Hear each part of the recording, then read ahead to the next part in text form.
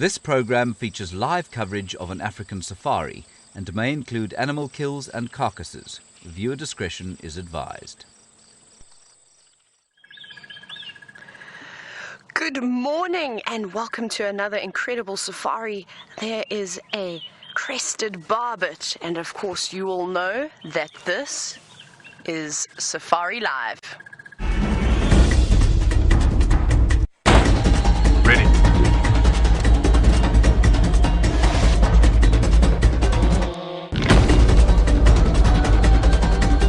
Standing by.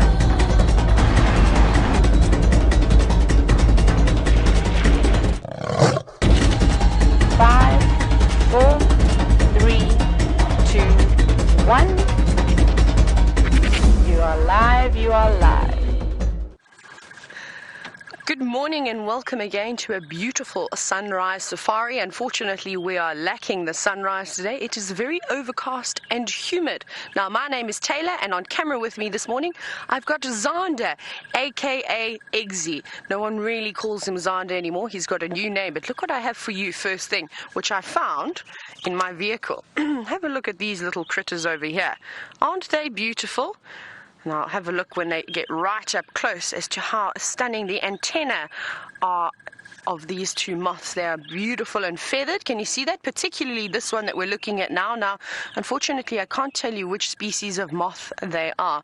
This one I'm definitely not sure, but I just love that almost beautiful orange feathery antenna that they've got. And those antennas act as almost centroceptors, I suppose you could call them. It's a very, very hairy moth. But let's have a look at the next one, contender number 2. Now, to me, this looks like one of the hawk moths. I'm not sure which one, but it looks a little bit similar to a hawk moth. And beautiful, lovely red hairs covering the body with a not so impressive antenna like the other one. Isn't that amazing? Now, I found these in my vehicle this morning. There was another one that Eggsy described. It looked like a dragon, so you can imagine how impressive that little moth was. But unfortunately, it decided not to stick around this morning to start the show. And I'm going to see how long I can keep these moths for. They're just going to sit now on the dashboard, and we're going to carry on driving. And if they decide to fly off, well, great. If not, well, then perhaps we'll eat them. No, I don't know if I'll eat them. I think I prefer eggs Benedict for breakfast rather than the moths. But for some people in Africa, moths are a very important part of their diet. Can you believe it? Have a look at that one moving on the left. It's beautiful the way it sort of just twitched there. Now, you're probably thinking that's bizarre that people eat moths. Now, particularly the moth larvae contains quite a few nutrients, and they reckon that 100 grams of moth larvae, or moths, a combination of the two, whichever you prefer, is enough to sustain you for one day. It has all the various nutrients of magnesium, calcium, iron, and all those delicious things that you need to keep you nice and healthy. So don't ever overlook a moth again, because if you're starving, well, you can always eat them. Maybe fry them up in some butter, something delicious. I'm not going to try that though. Or maybe we'll leave it for Steph, who we know likes to eat all sorts of interesting things. Kirsty actually just said to me now that she's quite excited to try them. So Kirsty, don't worry, I'll keep them for you. And I'll give you a little fry up, maybe a little bit of garlic for breakfast. Right, now, my plan this morning is to follow up on my favorite lions in the whole wide world, the Nkuhumas. Seeing as though they didn't catch anything for us while we were watching them last night, perhaps they went on a little patrol in search of some dinner. And that's going to be quite exciting. So we're slowly making our way towards the northeastern boundary to have a little look around and see if we can find anything there. I'm just going to pop my head over and check for some tracks, just to see if they haven't come down here. We know what those Nkuhumas are like when they pick up on the scent of the buffalo. My goodness, well, then it can be quite difficult to find them. And speaking of a lion's breakfast, it seems as though Byron has found one already.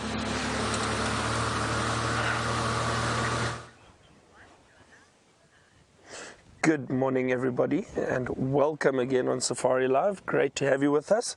Yes, I have indeed found something that lions enjoy feeding on, and recently they've actually killed a lot of buffalo. We've just found a small herd of buffalo. I'm actually not too sure. They seem to be spread out quite a bit through this thicket. And with me on camera this morning, we've got Brian and the Thumb. Morning, Brian. And Monday morning Thumb, very formal in his tie and suit. So a happy Monday morning to everybody. Great to have you with us, as I said. And we are in search of leopard this morning. So Brian and I are trying our very best.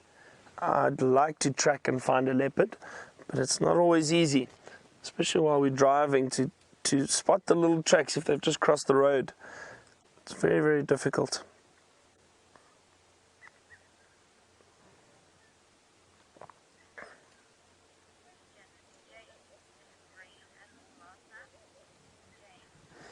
And good morning, James. And James has just sent us a question.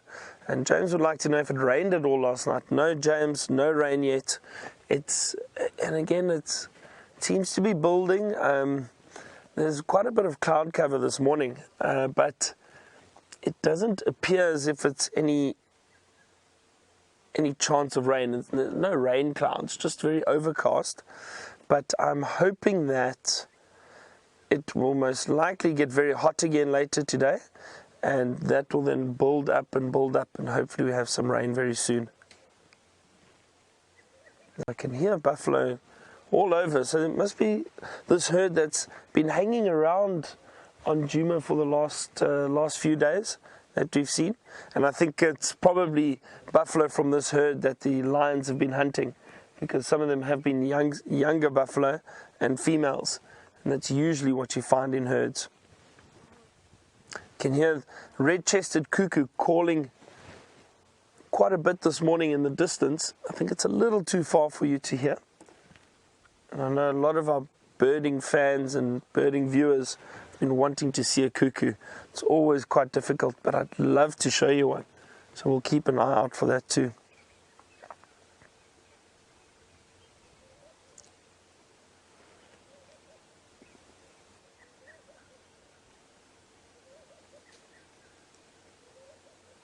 You can see these buffalo looking a little thin. Some of them, you may be able to see some of the rib cages, especially on that one that's moving through there.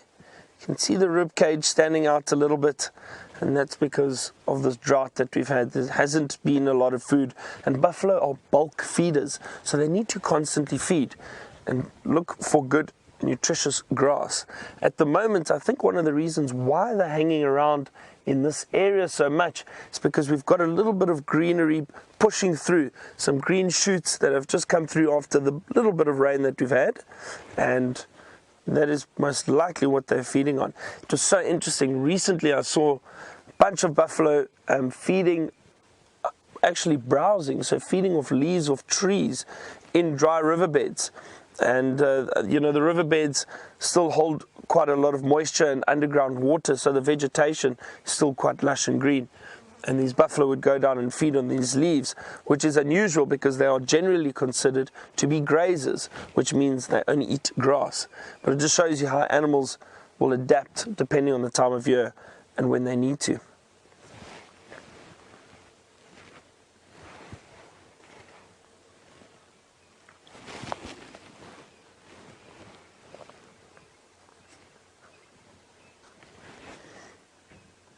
It seems to be moving off a little bit now.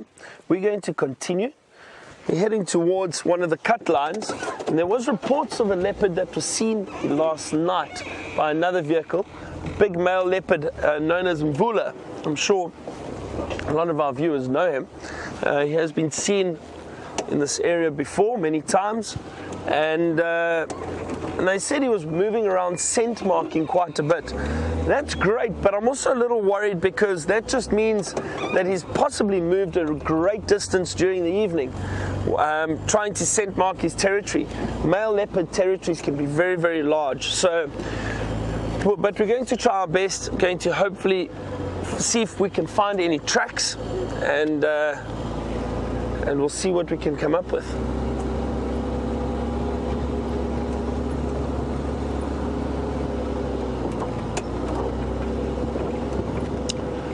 I'm just going to check this intersection quickly. A lot of these intersections are great to have a look at because Animals often use these roads as pathways. It's just an easy route for them to get from one area to another. And they'll often use boundary roads as territories or as territory boundaries. While we have a look here, let's see if Taylor's got an update on those lions she was looking for.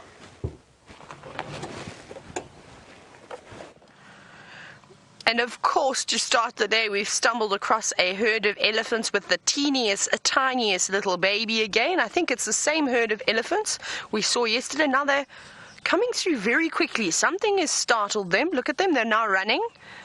I'm not going to go in front of them. We're going to let them run past us. You can see them moving very quickly now. This is quite interesting. I wonder if it's not because of the thunder that's rumbling in the distance. But we don't want to get in the way of this beautiful herd of elephants that's now coming through here. So we're just going to stick behind them for a change. And we're going to watch their bums as they pass across the road.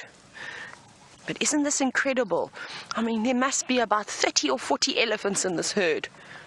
And you can see kicking up lots and lots of dust as they run away. I think it is because of the rumbling of the thunder. If it was something perhaps like the lions, sorry, I think there would have been a lot more trumpeting involved, and we've seen this on a number of occasions. Now, like I said, we're not going to follow this herd because they've clearly showed us that they're very upset about something, even though they weren't having their ears flared or trumpeting at us or doing any of those things. If they do start to stampede, the last thing you want to do is get stuck in and amongst them. So we will let them be and we will carry on. Perhaps we come across them a little bit later when they've settled down a little bit. But now we're going to carry on looking for the footprints of the Nkuhumas. Let me just have a little look here. Whose footprint is this? And I've just got to check very carefully because I don't want to miss any tracks this morning.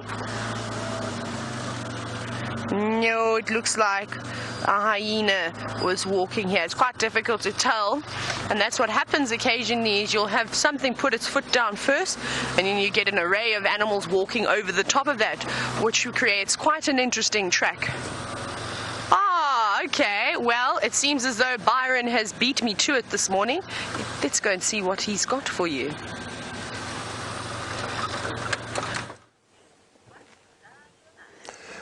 Well, we haven't found a leopard, but we found 3 beautiful lions. A male and these 2 females. Watch, they're playing. This is great. I'm going to turn around quickly. Let's follow them. So as we got to that junction, we were having a look for tracks. I was about to get out the vehicle, looked up the road, and these lions were lying right in the middle of the road. That is fantastic. Oh, they seem to be crossing our boundary though. We're on the cheetah cut line. This is the road that we're on at the moment.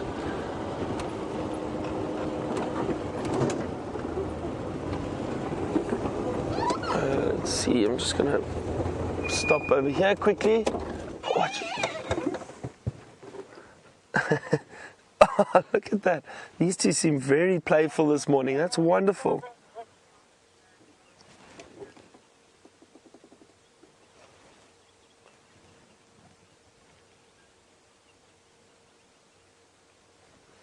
And there's the big male. Oh, wonderful. That is lovely. What a bit of luck this morning. Let's keep going. Try to stay with them. I want to see those lionesses playing again.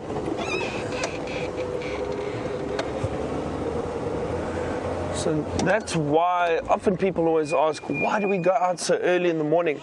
And this is one of the reasons, because these animals are still very active. It's nice and cool, it's not too hot. So a lot of the predators, like lion and leopard, are active fairly early in the morning, moving around, scent marking, potentially hunting. They generally are nocturnal, so they'll be far more active at night. Hang on a second, let's see if we can get another view of them. As I said, they're crossing our boundary at the moment, heading in an easterly direction.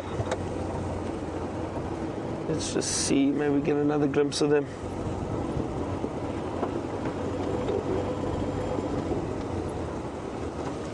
I might have them coming out onto this road. Yep, they're on their way.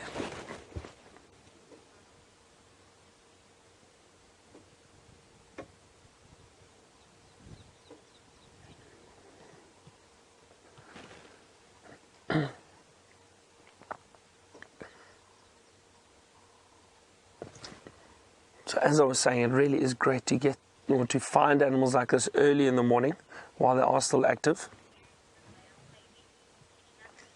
And Dina has asked us a question. Dina would like to know, are these lionesses perhaps, here comes another one across the road. There we go. Dina would like to know, are these lionesses perhaps trying to get away from the male or lose the male? And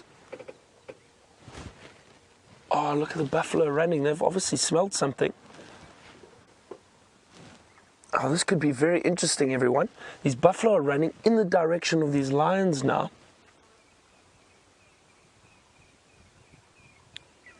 And I don't know what startled those buffalo. Perhaps they picked up on the scent of the lions, but these lions are now heading in their direction. So we're going to sit tight and have a look and see. Maybe we have some action this morning.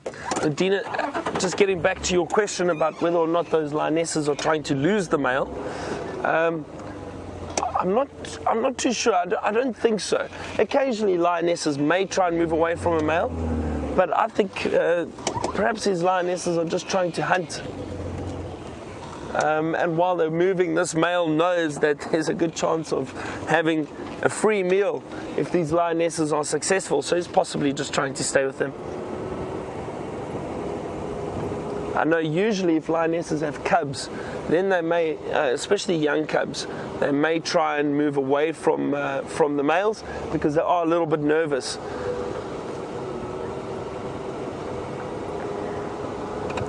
Just going to try to see where these lions, the brakes. Just going to try to see where these lions are moving. We've lost them now, but I'm going to sit with this buffalo herd. While I do that, Taylor's got the rest of the pride.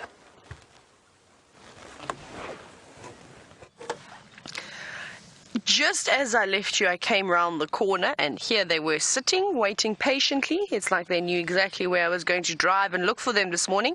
Now, I've got 1, 2, 3 of the lionesses, and I think I've got all the cubs. 1, 2, 3, 4, 5, 6, 7, 8. Yes, all 8 cubs are accounted for and present.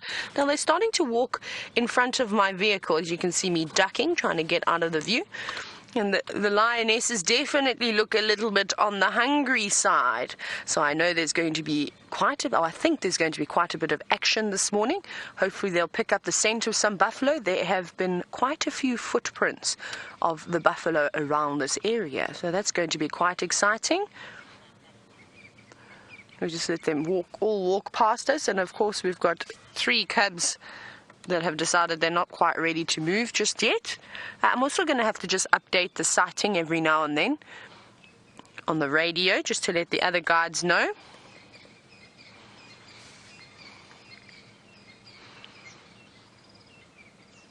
Now, it's a beautiful, cool day for them to keep moving and perhaps look for something to eat.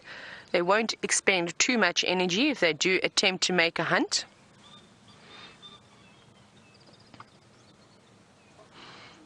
Here we go, all greeting each other, rubbing heads. It's always quite sweet to see.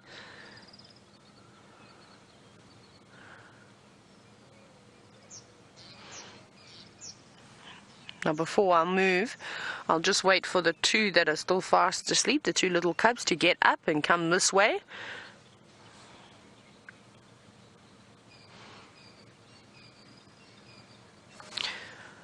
We'll just quickly update and let everybody know that's what's happening.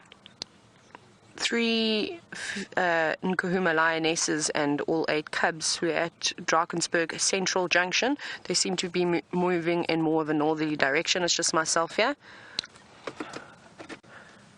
There we go. The other 2 have decided to wake up and are coming back.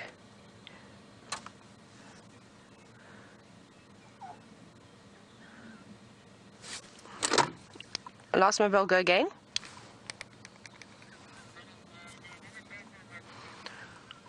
Are they up and down? They're moving into the block now just west of Drakensberg Central Junction. Sorry, I'm just letting everybody know what's going on, because we don't want these lines to cross out. We obviously want to try and get everybody to come through and have a look.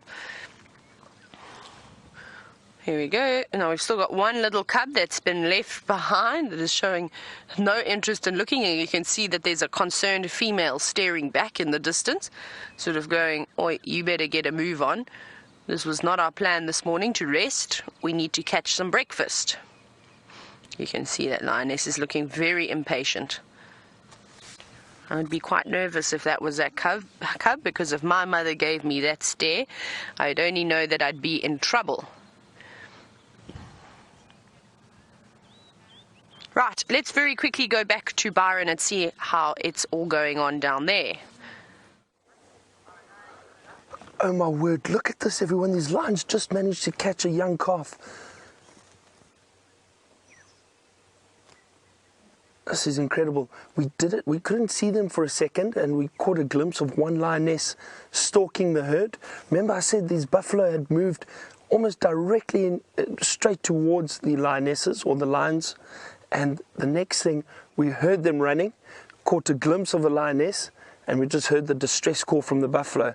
We've driven in here now, and they've managed to pull down this young buffalo. This is incredible, absolutely incredible. Watch how that male has got a chokehold on the buffalo, trying to suffocate it, and also prevent it from calling, because usually what happens if that buffalo gives off the distress call, the rest of the herd will come back and try and help it.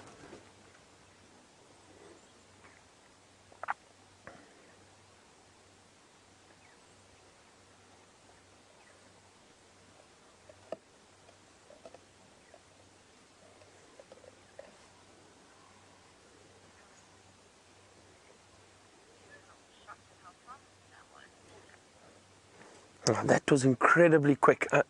Literally from seeing the buffalo running to these lions moving into the area, it was incredibly fast. Must have been 2 minutes, 3 minutes.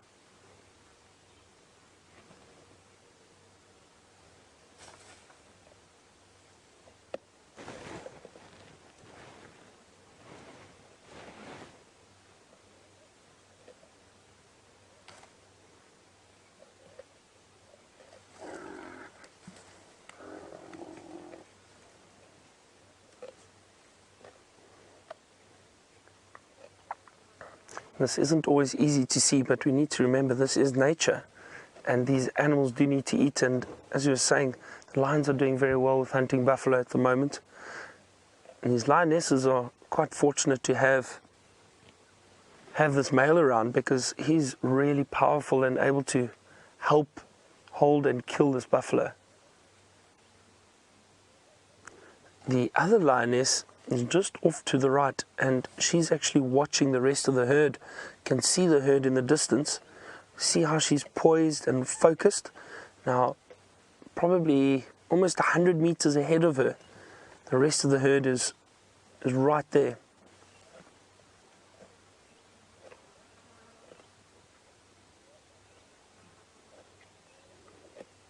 This is that male with that very nasty scar or gash around the face. Oh, doesn't look very good at all. But I do think that if he carries on eating and perhaps cleaning it, maybe the other lions clean it too, then he may heal quite quickly. His animals have the amazing ability to heal very quickly. See how that lioness is starting to feed on the rump? That's where a lot of the soft meat is. So it's easier to get a good bit of meat and get into the carcass.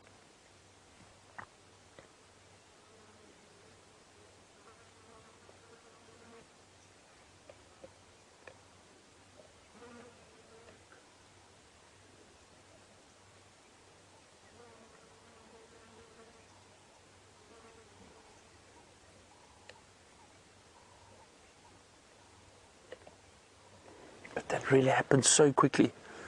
Brian and I didn't see the actual takedown.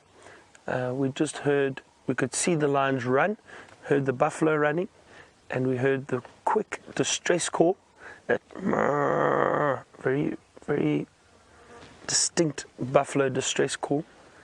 And we drove in here quickly, and as we got here, they had already brought it down. So quick, so efficient. It was amazing.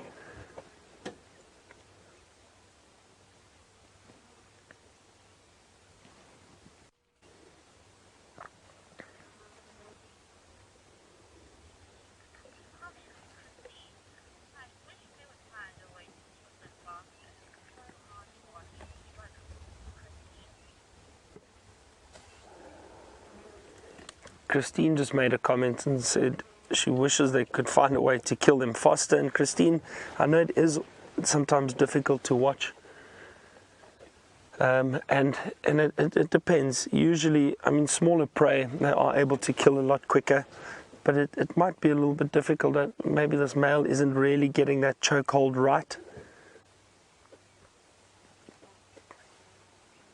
And yeah, but again, you know, this is nature, and it's not always pleasant to watch, and nature can be harsh, but it is survival. It really is amazing that we're able to bring this to you live, and as we seeing it, you seeing it. This, you know, that's what I find so fascinating about Safari Live.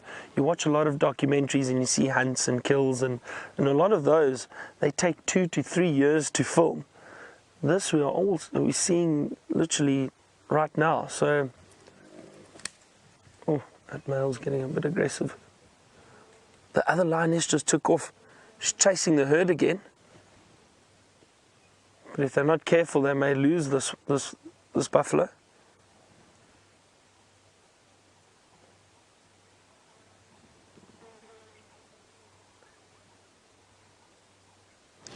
And it's amazing. We spoke about how opportunistic they are.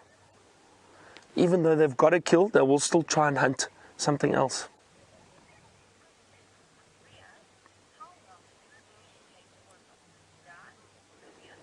So Maria's asked, how long does it usually take for a buffalo to die? Maria, it all depends. Like I say, occasionally it can be quick, 5 minutes, 2 to 5 minutes.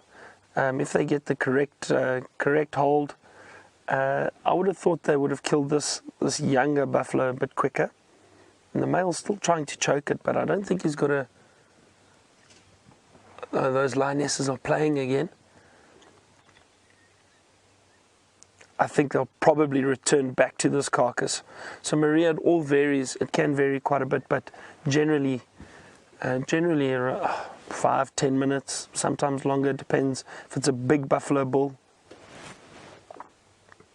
I've seen lions though with smaller prey, and they, for example, in impala, they hunt that and they literally kill them on impact. They hit them so hard. I think it looks like this buffalo is dead now.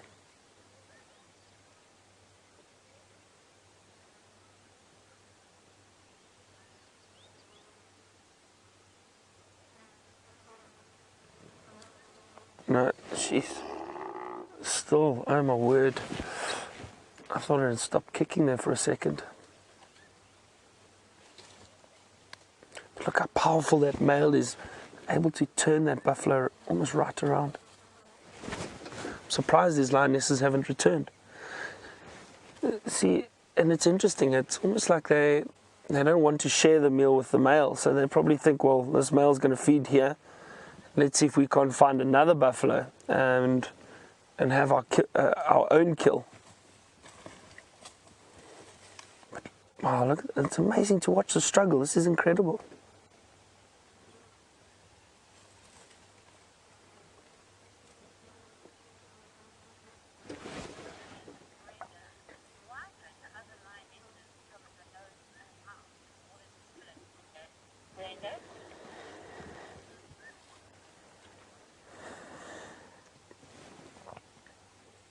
Brenda's asked us a question, and why haven't the lionesses come back to help kill this buffalo perhaps a bit quicker and bite it around the nose or the mouth to suffocate it a bit quicker?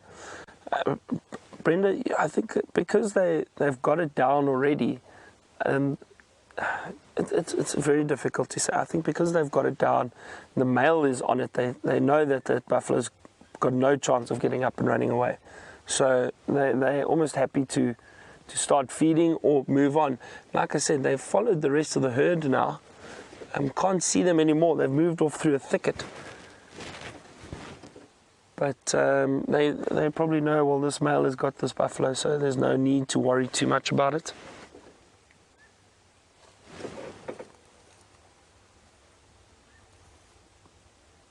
Wow, look how he's lifting that buffalo up. Incredibly powerful. As I said again earlier, you know, they're so opportunistic, even though they've got food right here, because there's still the potential chance of catching more just around the corner.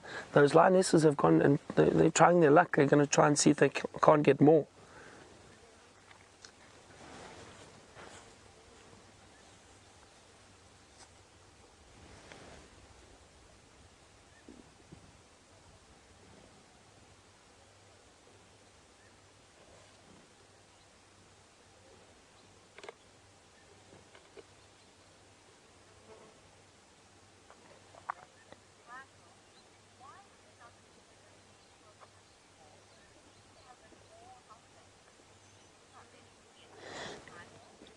Michael has asked us, and good morning to you, Michael. Michael's asked us a question about these Birmingham males, these big dominant males.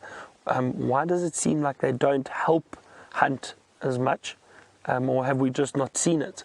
So, Michael, you know, I mean, we didn't see this kill exactly. I think what probably happened is the lioness cornered or caught the buffalo, and as soon as they got it, the male ran in and brought it down. But I'm not too sure. We didn't see it. So in a way, they definitely help. And he's holding this buffalo down now. Perhaps those lionesses will return later. If they realize they can't hunt anymore, they might return. But he is definitely helping with the kill. I mean, he's basically doing the killing now. Not a great job, but he is responsible for it. So, and male lions generally help with the larger prey. So buffalo, giraffe, anything really big, that's what they'll help with. Whereas the lionesses, if they're hunting any antelope, they're powerful enough to bring it down and kill it themselves. So they don't need the help from the males. Also, the thing is, you need to remember these males stand out a little bit more. These big manes, a bit easier to spot. It's not always easy for them to hunt. They do hunt for themselves, though. I mean, if there are no lionesses around, they have to hunt. So they will hunt for themselves.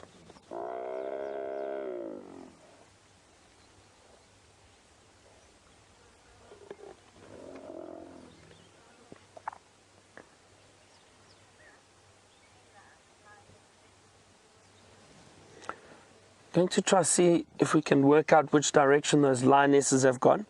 We'll stick with this male also, just to make sure he has killed it, and you never know, we could get some other lions joining. While I do that, let's get an update from Tayla and see if those lions are moving. This is absolutely incredible. You're looking at a dead buffalo that's obviously died from natural causes a few days ago. It's wriggling with maggots, and the lions have just spotted it.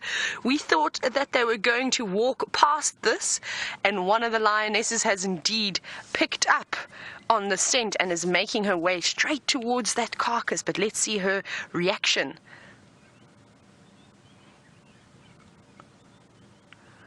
Oh, you are so lucky coming across a free kill like that. Now, it's very thick in there, so we will try and maneuver around. Perhaps we can go in a little closer. Let's see if we can poke our nose in through here. What do you think, Eggsy? We should fit. We fit anywhere. Good old Jigger. Jigger goes where no other vehicle has ever gone before. No, I'm sure probably gone all sorts of places. Let's try and get in here, though. You're going to hear a little bit of noise, unfortunately. It's just there's a few small little branches that I'm going to drive over. I need to try and get a gap here. Right, I'm going to protect my moths. Eggsy, are you okay to go through here? I'm ducking. I just want to get a little bit further forward for you. I will sit under the trees. Can you see them, Ned? Okay, we're going to have to stop here. I'm sitting amongst the trees. Now they're investigating this carcass. I can hear a buffalo distress call. I'm just taking my earpiece out to quickly listen. I thought I heard a buffalo distress calling in the distance. I'm not sure what that was, but the lions don't seem to be too impressed by this buffalo that has died. Looked like a big cow. It looks like it was a big cow, but she is very stinky. She's completely riddled with maggots, and I'm not sure what would have killed her. However, even though this carcass is fairly rotten, if the lions are hungry, they are really big scavengers, even though most people don't know this. But they will indeed feed on a rotting carcass like this. And I'm surprised that now look at the lions. They can hear something. I'm hearing a buffalo distress calling. I wonder if it's not perhaps Byron's buffalo that I'm listening to. There's a lion. The lions are listening as well.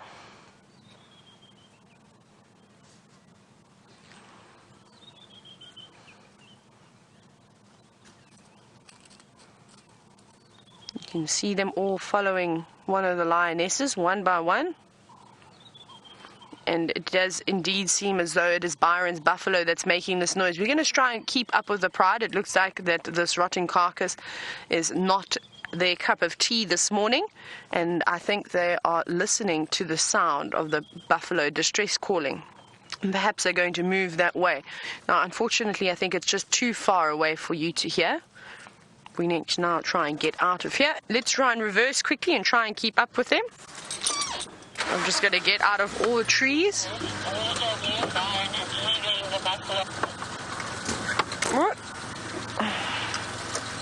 You can just see I'm been attacked by all these branches.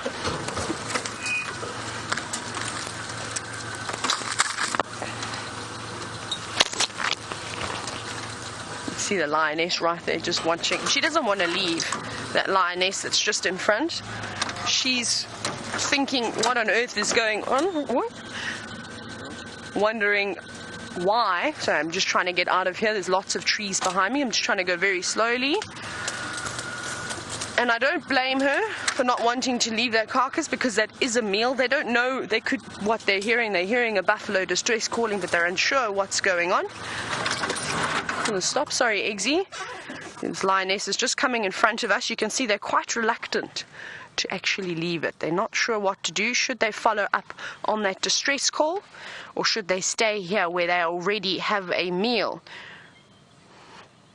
We will just hang back for a little bit longer and see what they decide to do.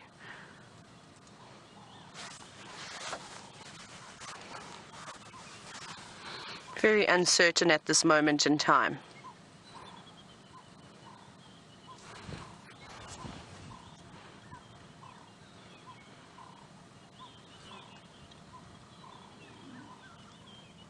What are you going to do? Just listening to see if I can hear that buffalo distress calling still.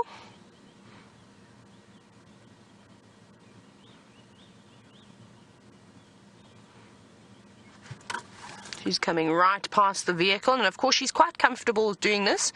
She didn't even look at us when she walked past, so don't panic. As long as we stay seated and stay still, they're quite happy to move around us. Now let's see what they're going to do next.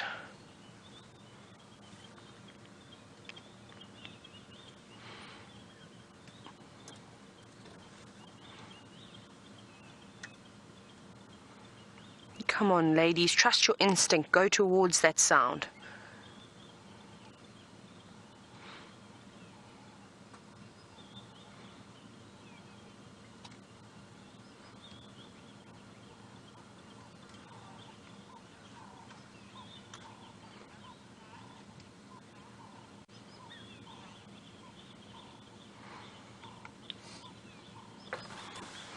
All the birds are just starting to wake up now as well. It's actually sounding quite beautiful this morning. Now, good morning, James. You were wondering if that was perhaps the botfly larvae that we were seeing there. No, I think it was actually just from all the various flies that have attached themselves to that carcass. Remember, yesterday when we came across the buffalo carcass of the one that the lions killed not yesterday evening, the day before that, I think we zoomed in and we had a look at all those beautiful green and blue flies. So I think it's a combination of larvae from them. I don't particularly think that it is the botfly. I'm still hearing lots of thunder rumbling in the distance. You can see the lions are starting to move again.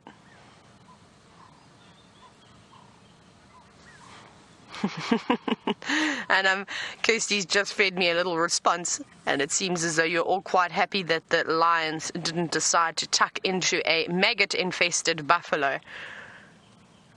You see, they are so spoilt that they have got the right to sort of turn their nose up to a decaying buffalo.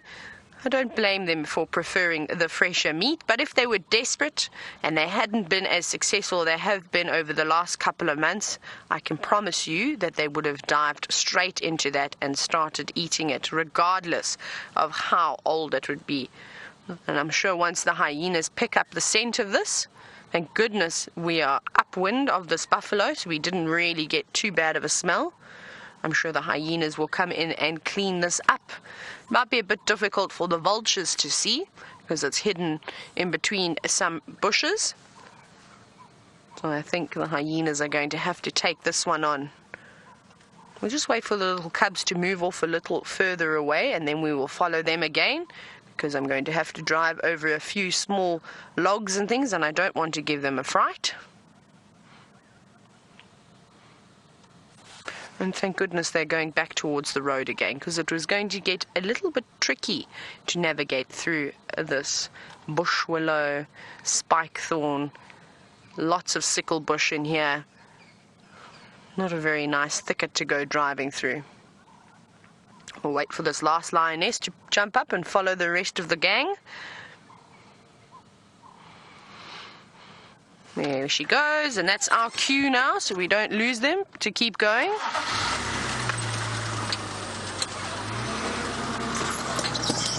Now, the lions seem to be up and moving, and I think that they are indeed following their instincts now of heading towards the distress call. Caroline, you were wondering exactly that. I think they've only just heard those distress calls. So they need to trust their instinct here, which it seems as though that's exactly what they're doing. And we're going to follow them, and hopefully they will lead us straight towards the rest of the Nkuhumas and the Birmingham with that buffalo calf. My goodness. Sure. That looked a bit worse than it was. It was just a tree that the elephants have half pulled over. Now, I'm going to quickly get back onto the road. We are coming up quite close to the boundary though. Protect my friends, the moths, they can't get injured. Not letting anything happen to Sir Gregory. Right, we've come across them again. They're just up ahead, just off the road, but that's all right. Let's stick with them for a little bit longer. I just want to check that all my tires are still right. Eggsy, what are the tires looking like on that side, on your side? Good, not deflating just yet, thank goodness. I'm going to try and get ahead of these lions so we don't have to keep jumping in front of them. We'll stop here.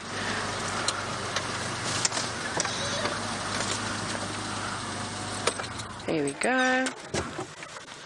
Now you can see they're listening. I think they're definitely heading in the direction now of those distress calls.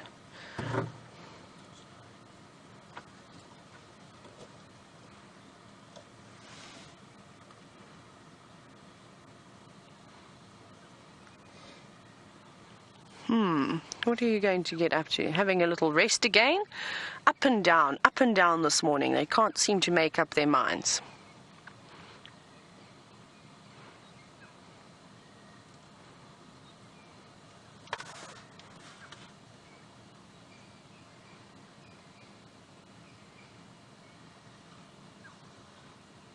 I'm trying to figure out what on earth is going on in the lions' heads, but of course it's almost impossible to try and imagine what they are thinking. But the adults are definitely very interested in something. Just want to very quickly update the sighting on the radio.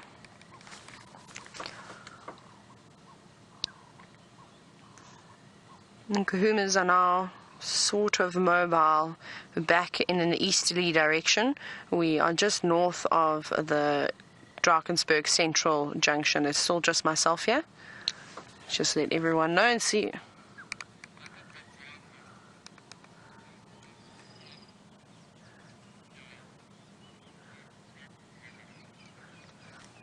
Copy.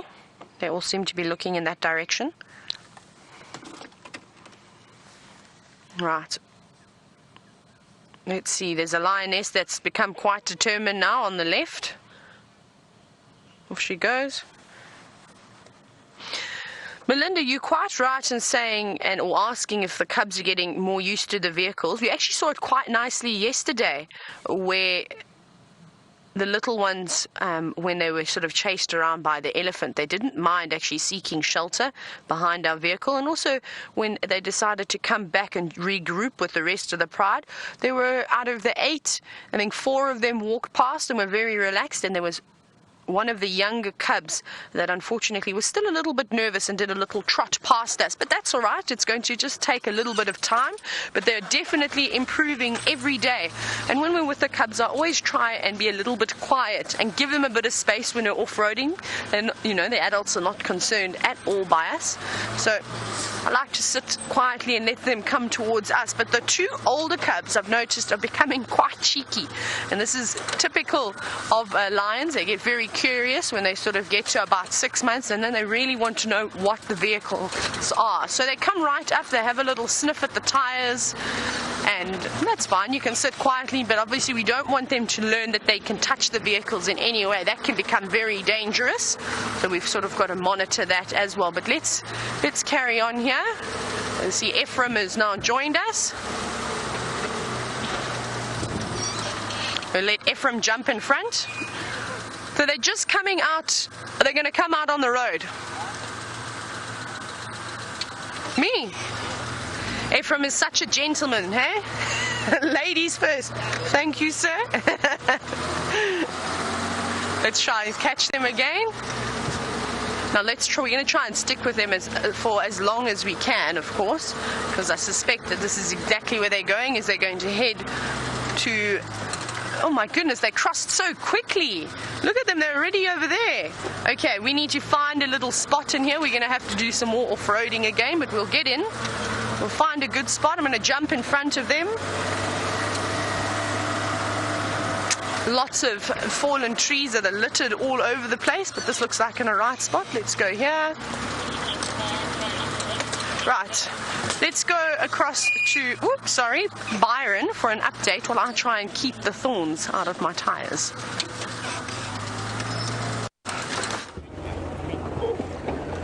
So, isn't this amazing? It's been a great lion morning for us, and I'm so glad Taylor's got the cubs with her. We tried to just move around and see if we could follow those lionesses. They were still following a herd of buffalo that they chased initially. They've actually, unfortunately, gone across our boundary, so we were unable to follow them any further. The male was still with that buffalo, but he had killed it. But what had happened was, we obviously had such a great sighting of all the action. We wanted to allow some of the other people in to see it too. So a few other vehicles that have gone to view that male with that buffalo. The lionesses hadn't returned, so they might do later, but I think they were still quite intent on following the rest of that herd of buffalo. What an amazing sighting. It really was special. I think I've still got some adrenaline going through me at the moment. It was very exciting. Myself and Brian were getting so excited.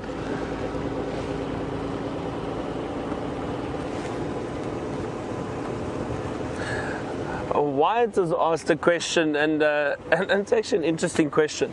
Wyatt has asked whether during a hunt, have I ever personally rooted for the prey or supported the prey, or wanting to make sure that they get away? Why it's difficult. No, I don't think so. And I think with working in the bush permanently, and we always talk about it, and for guests coming out on safari, it's sometimes tough to see animals hunting or killing. With us as guides who see interaction like this fairly regularly, what we try and do is try and take emotion out of it. At the end of the day, we're here purely to view and appreciate wildlife and nature, and we're not here to interfere. So emotionally, it's hard sometimes, but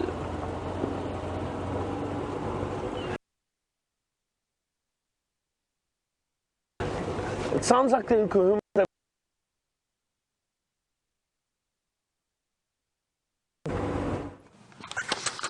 I don't know what is going on today.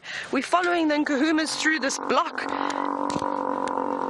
and they have found another buffalo that's on its way out. You can see it's bleeding from its scrotum, unfortunately.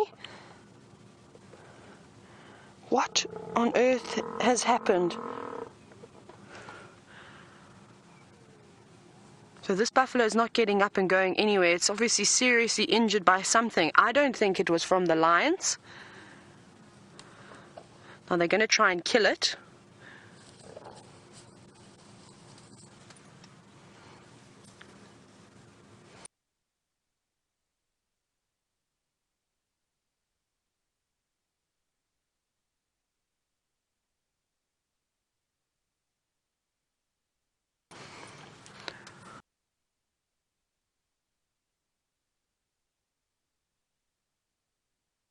I have this adrenaline that is pumping through my body at the moment. This is insane. I can't believe how they are just buffalo that have dropped like flies, unfortunately. I think it's got something to do with the harsh conditions. This one, of course, has sustained an injury, maybe from another buffalo. Maybe it got into a fight.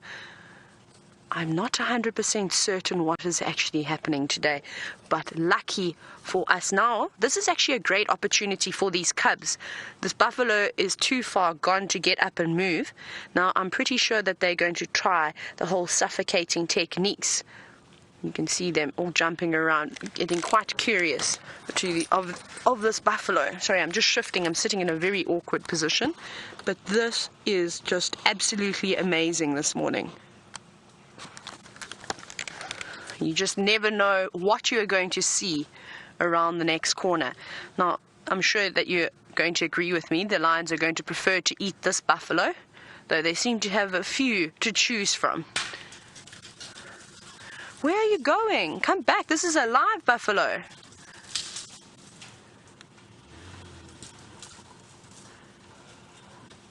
What luck Byron and I are having this morning, and we're so happy to share this with you. Remember, we are on a live safari, so if you'd like to chat to myself and Byron, you're welcome to do so by either hashtagging Safari Live on Twitter, or you can head and send us an email, questions@wildearth.tv. This is outstanding. Our luck today is incredible. You can see how she's lapping up the blood now.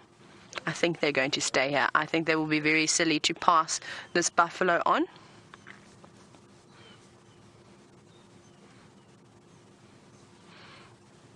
Now she's got that lovely color of ruby red on her face.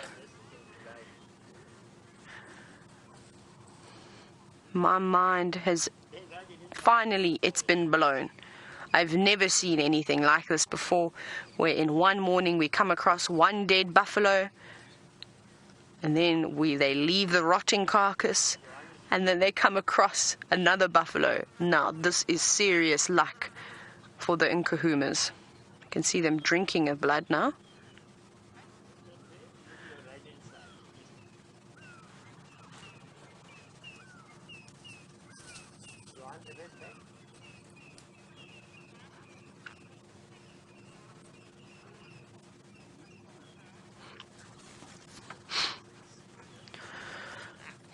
Now, I think it's quite strange that we've been seeing all these dead buffalo in this area, and I know, Michael, you were wondering exactly the same thing, and you were asking if it's perhaps a disease that's causing the buffalo to die, or is it just coincidence? I think it is really just a coincidence. I've never seen anything like this before, and I think that it is perhaps the harsh conditions of the drought. Remember, all the grass is now almost finished. There's very few sprigs on the ground.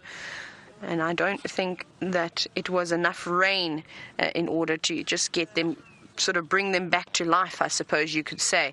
And some of these older buffalo, this does look like an older buffalo, have succumbed to the harsh conditions. But we've been seeing the lions, of course, hunting buffalo very much alive, so to come across something like this is just an absolute treat and almost giving them the morning off.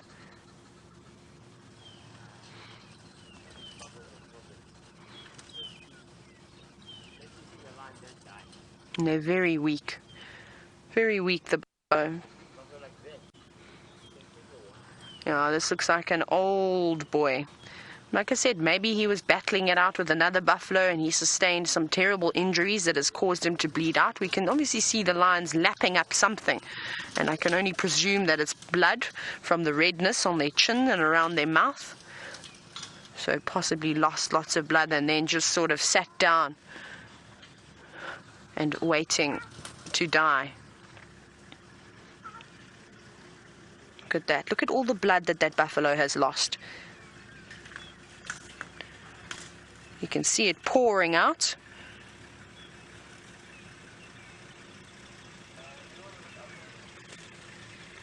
This is unbelievable. Sorry, I'm just shifting again if you see a bit of movement. You are all so lucky, and I hope you're taking lots and lots of screenshots, because I don't know when we're going to have another morning like this. This week, past week, has just been filled with amazing sightings.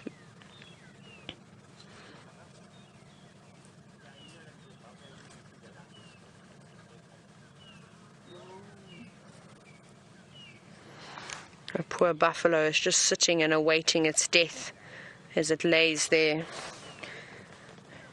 getting weaker and weaker after every ounce of blood. Now come on, little cubs. Oh, a little bit scared. Not quite afraid of the vehicles anymore, but when a buffalo twitches, I don't blame them for wanting to jump out of the way. But I don't think this buffalo is going to really be able to move. I think it has lost too much blood now. I can hear the distress calls of another buffalo in the distance.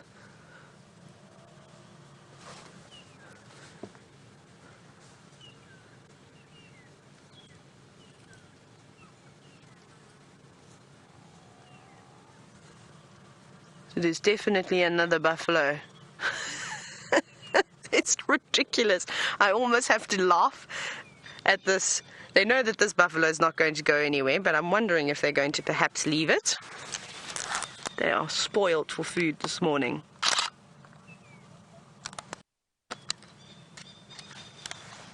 If you hear me snapping away occasionally, it's me just grabbing my little screen grabs. Let me see, the two and the lionesses are now moving out. Look at them, they're going towards the sounds of the other buffalo. And the cubs are following.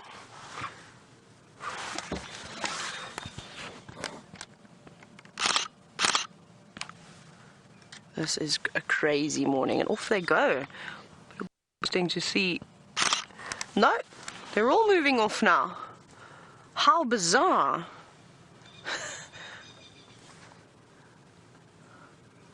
Look at them trotting away, and here goes the last lioness, leaving the buffalo that is perfectly fresh, not like the maggot-infested one we saw earlier, heading straight towards the distress calls of the other buffalo.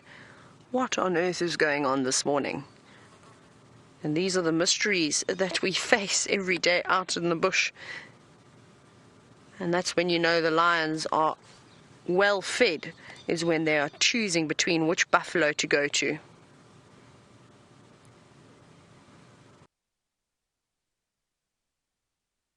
She's looking back now, deciding, should I go, should I stay?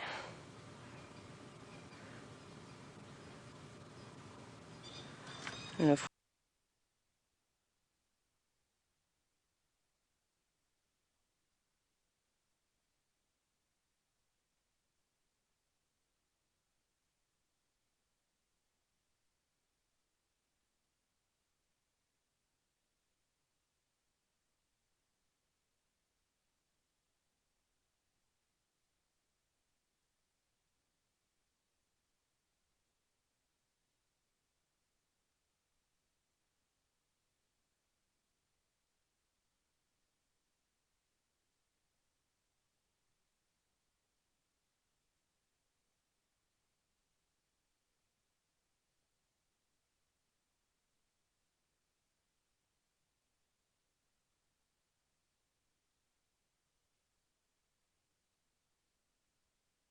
course, buffalo's not going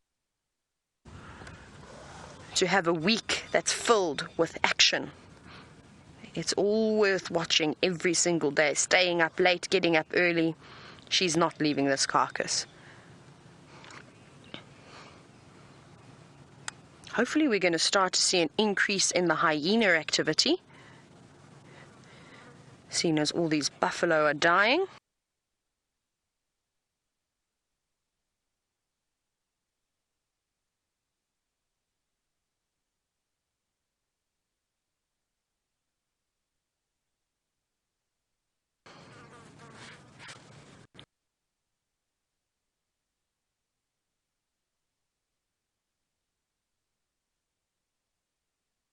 And something I have to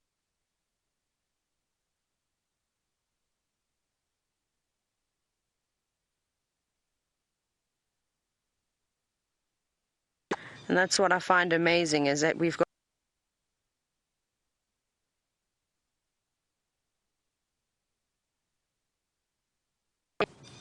now lioness is now trotting off. We're going to have to try and keep up with them. We have fallen quite far behind. Let's try and catch up to them. I'm just looking on my GPS where the best spot is going to be. I think it's going to be to try and get back onto the road again and beat them.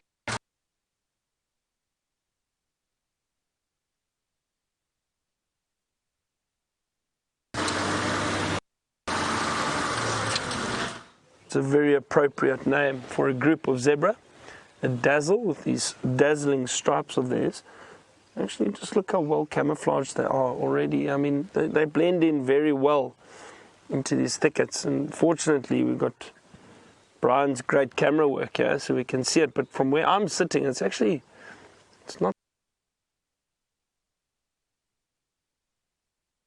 that easy just to see.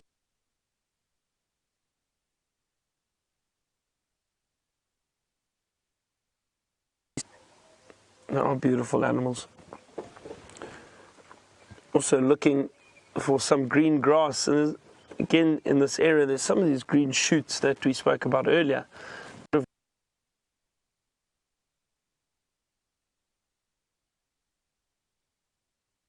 Much as possible to keep their bodies going, and they do need a lot of grass.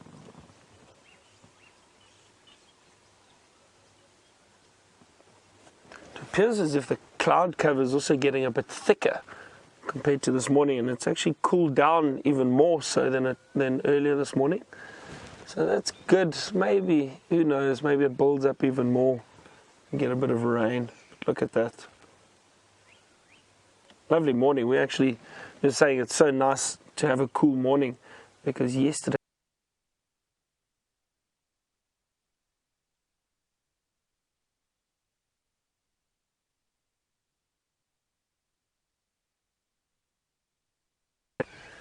and let me see if I can try the cuckoo call. It sounds something like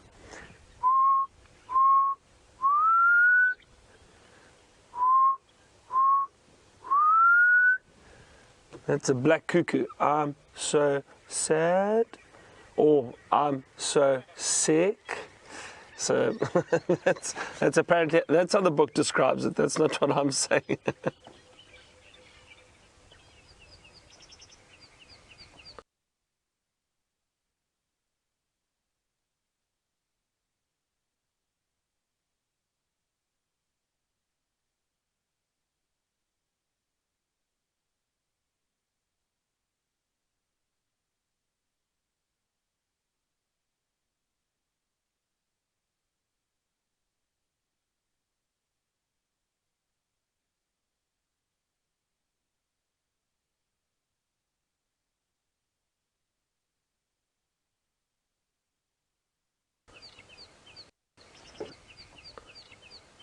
And hearing thunder in the bush.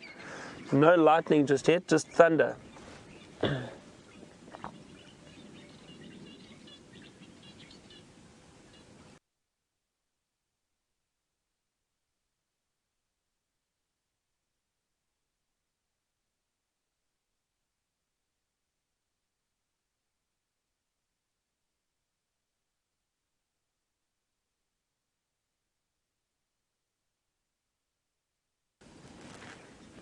So we've been very fortunate, but we still got something specifically. Chances of finding it are very slim. I think it's almost the law of nature, law of attraction. While I do that, let's get an update from Tayla and those lions.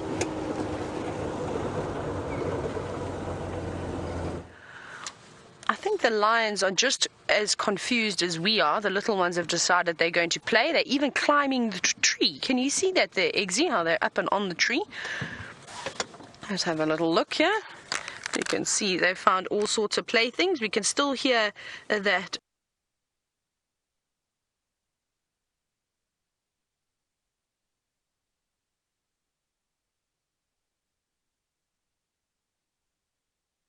other buffalo go towards the distress calls.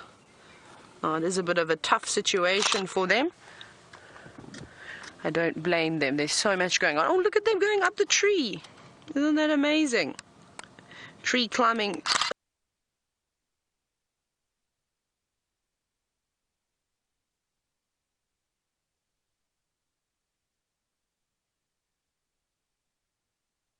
Lions, of course, the Nkuhumas like the leopards. Let's watch this one jump off. Oh, that's careful, you're going to get thrown off there. I am snapping away, and I hope that you are doing the same this morning. Oh, and up they go onto the termite mound. Oh my goodness. Now they're playing King of the Castle. And off they go. Sure. Racing around this morning.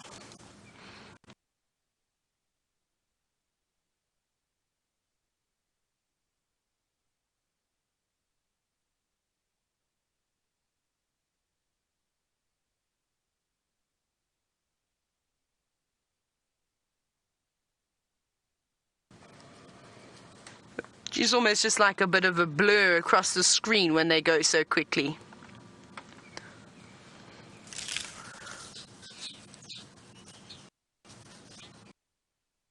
Have so much action in such a short space of time, so I do apologize, but bear with us. This sometimes happens when you are working out in the wilderness and the signal is not always too great, but come back again. We've got one posing on top of the termite mound. Sorry, I'm trying to duck. I don't know what way to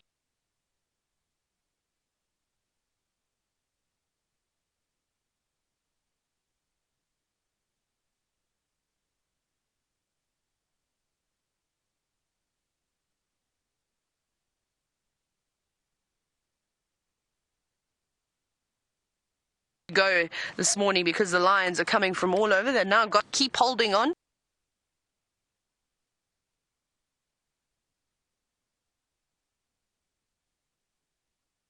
We'll get it all sorted. Look at them walking with determination this morning. Look at them walking with determination this morning. Keep moving. We'll try and follow them just because once we get to cheetah cut line, unfortunately, that's as far as, of course, with the wonderful Nkuhumas.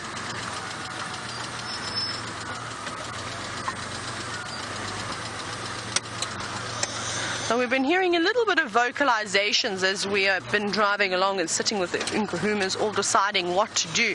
And Lauren, good morning to you. You'd like to know, how does the mother let the cubs know to stay put when they need to? So they communicate via body language as well as the little contact calling and roars and all those things. Now, I'm pretty sure it's a combination of a death stare.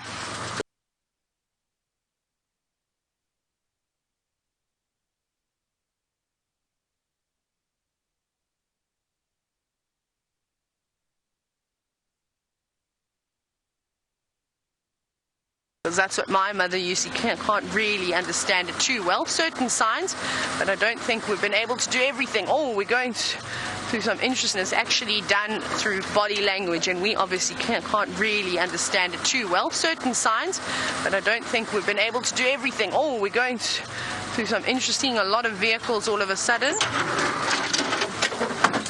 think we're going to have to go through here, Eggsy. Cling, cling, clang. Like I said, there's just lots of branches that have been littered from the elephants moving through here. And of course, all the trees have got leaves again, so you're hearing a lot of that rustling. Let's put that down there. Okay. Let's go around again. Please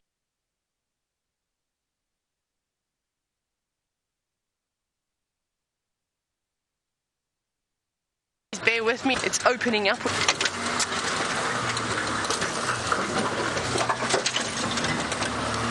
Now, obviously, these lines have been spoiled for buffalo this morning, and they've got a variety to choose from. Eggsy, are you ready to go under here?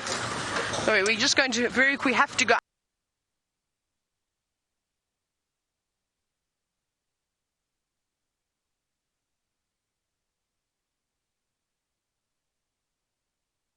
Underneath the other one.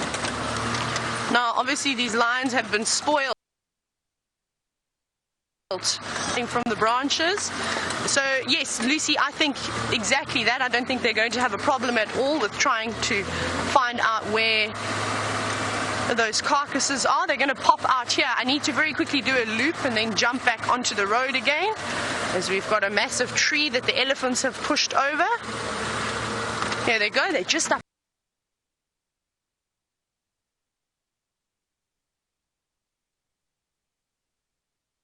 in front of us. Let's go out of 4x4 now.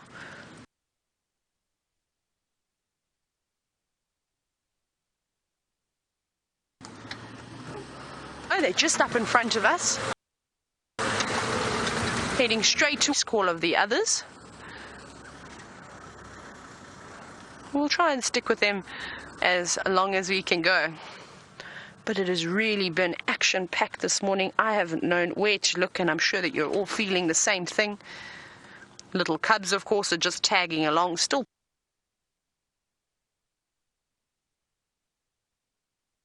playing.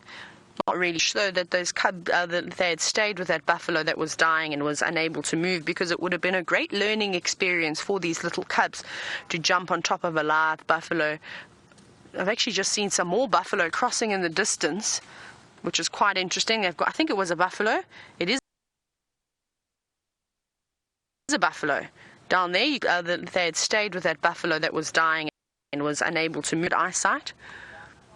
But for the moment, I think they're more engrossed by the distress calls. Look at them now. They're all going to walk down the road. That is just beautiful. So snap away. Like I said, you're going to regret if you aren't taking any snapshots, because soon these cubs are going to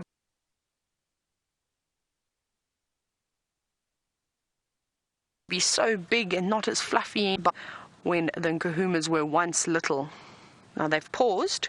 I wonder if they've seen that buffalo that was out in the distance on the road. I haven't heard any more distress calls. I see buffalo running now. That's what she's seen too. I don't know if it was a calf that ran across the road. We're going to try and keep up with them though. Let's go up ahead a little bit further. So So it looks like there's buffalo running up and down. It's so much action here today. Everybody's so excited. Everyone's got their cameras ready. I've got my camera ready. Eggsy's got his camera ready. We are prepared for any action. The only limitation we've got today is where we can drive, and we're right up on the boundary, of course. But now, if these buffalo are in a flat panic from being chased around by these lions, there could be potential for another kill, so don't go in. You need to be a bit careful because we've got a big aerial sticking up. Now they're going straight to where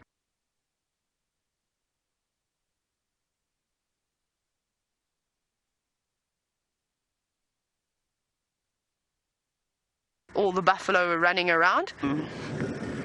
The storm is moving in. I hope the volumes are turned as loud as they can go. Oh. Let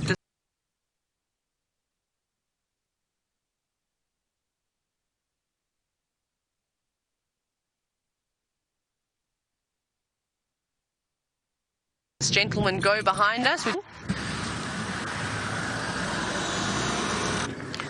As wide as they could go. And I'm sure that's exactly what you all look like too. Isn't this exciting? Let's see, what have I seen? It's not a buffalo? No, it's not a buffalo. I'm just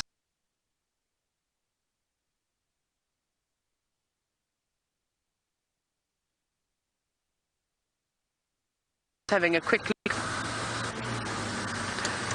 We're going to lose sight, I think, of these lines. I just want this chap to jump in front of us and carry on. Oh, sorry, Eggsy, I'll try to avoid the trees again.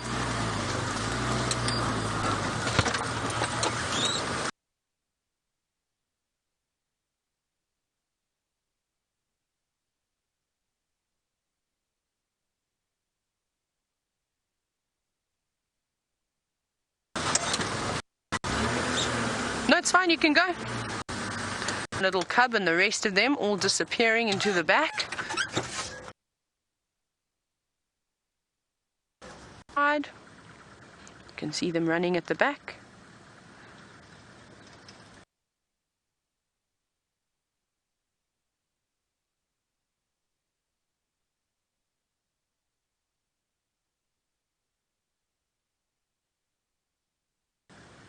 Towards them.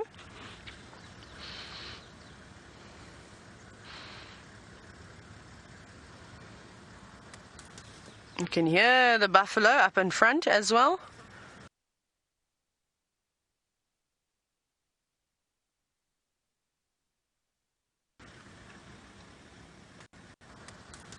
You can hear the buffalo up in front as well. Perhaps see if they do pop out again. Like I said, I can hear some buffalo calling. It doesn't sound like a distress call though. It just sort of sounds like they're communicating, possibly a concern that the young calf that was being killed by the two other lionesses in the Birmingham, I think that has now died because we haven't heard any more distress calls. So possibly, which I'm hoping, is that the attention is now going to be drawn onto the buffalo that are up ahead, and maybe they make another kill. This is going to be amazing though.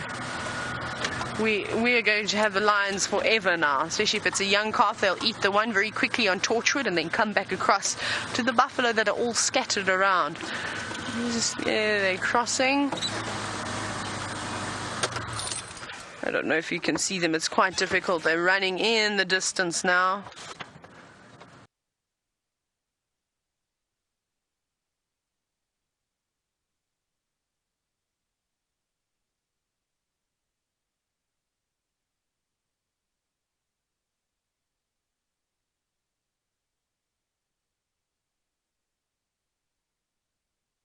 The cubs, yeah, they're crossing. They just keep stopping and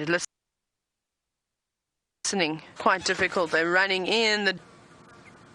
They are in here. They're moving around very slowly.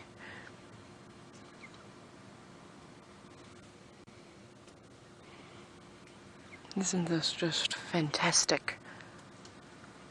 It feels as though I've had about 100 energy drinks, the amount of blood that is pumping around in my body, and that's, you can imagine what my heart feels like.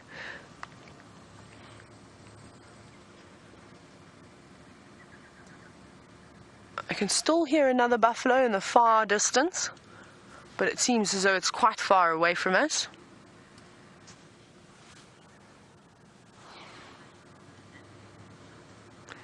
But I think that is the end of the Nkuhumas for us, unfortunately.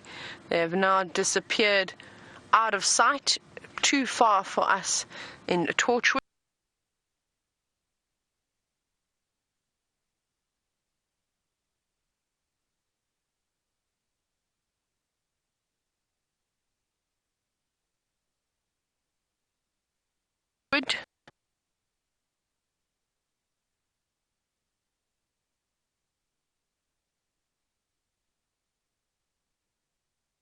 Back across to Byron. We managed to find some lightning. That was about it. A bit of lightning above us earlier.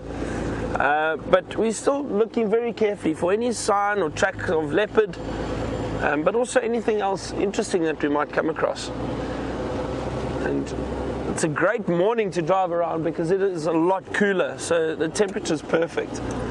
Also, what happens, I find generally, and I've noticed this in the past, when the mornings are a bit cooler, some of the predators, because they are quite active during the evening, will go and rest and lie down somewhere, and then later, as the morning starts to warm up again, they'll get more active and move around until it gets hot, and then they'll rest again. So it's not unusual to find animals like leopards and lions, and we can see with those lions that Tayla's been with, they're still very active this time of the morning because it is a lot cooler. So it's not unusual to also still find leopards and that moving around, possibly scent marking territory, or still trying to hunt. So you never know what we could potentially find. Saw some fresh elephant dung back there on the road, so having a good look around to see. You know, Tayla had that big herd of elephant this morning. That's fantastic.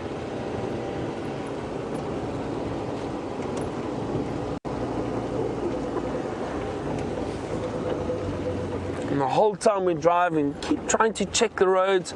Occasionally it is quite difficult, especially in harder patches, to see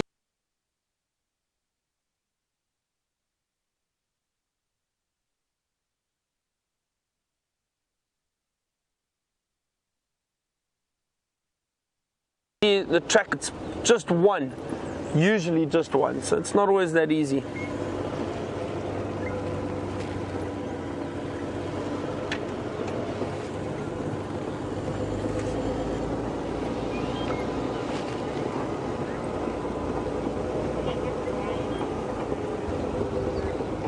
So Michael has asked me what my favorite lion memory has been as a guide.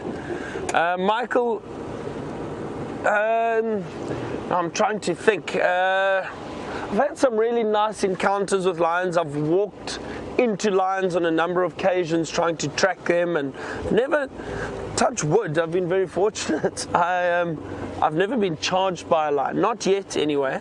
You know, it's still could very easily happen. What else have I seen that's been memorable? I must admit, what else have I seen that's been memorable? I must admit, there's roads crossing, there's often a chance of seeing leopard tracks or any animal tracks moving through the area. So Michael, recently I had an amazing and we'd followed her for a while. We knew she had cubs. And there's some elephant tracks along the road here too. So hang on. So we knew she had cubs, and we knew where the den site was. We hadn't seen the cubs yet. Some other guides in the area had, and we followed this lioness back to the den site. And we could see she'd fed recently. There were 2 lionesses, and they had 7 cubs between the 2 of them. So 3 cubs for one lioness and 4 cubs for the other. And these lionesses had killed something, so they'd fed, their bellies were full. One lioness moved back to the den site, and what had happened was then she called the cubs, and all 7 little cubs come running out this little bit of a rocky outcrop where they were hiding. Brought them out, and she took them back towards the kill. And that was their first experience out of the den site, and it was just unbelievable to see. It's the first time I've ever had that, and for me that was probably one of my most memorable lion sightings, to see these little cubs exploring the world for the first time with their mothers. It was just incredible. It really was amazing. So I'd have to say that's definitely up there with the most memorable lion sighting.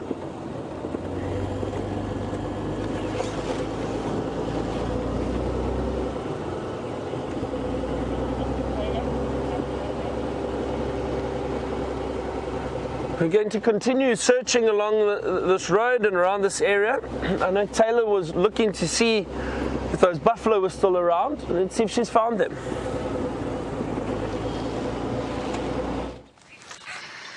We have got the panic-stricken buffaloes, which I presume... Continue searching along this road and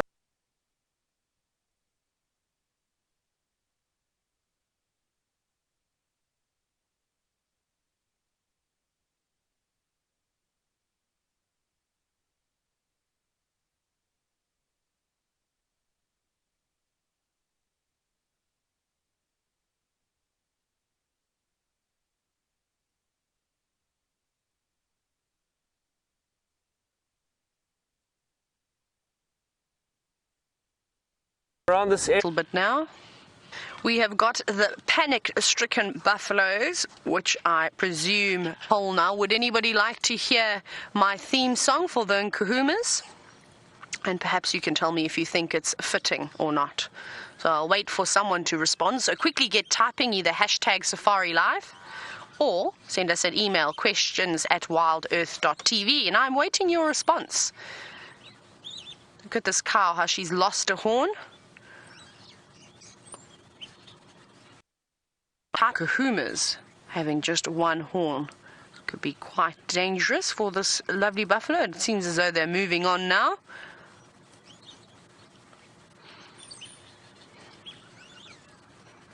Off they go, moving right out of the area. And it's quite typical for the buffalo to hang around.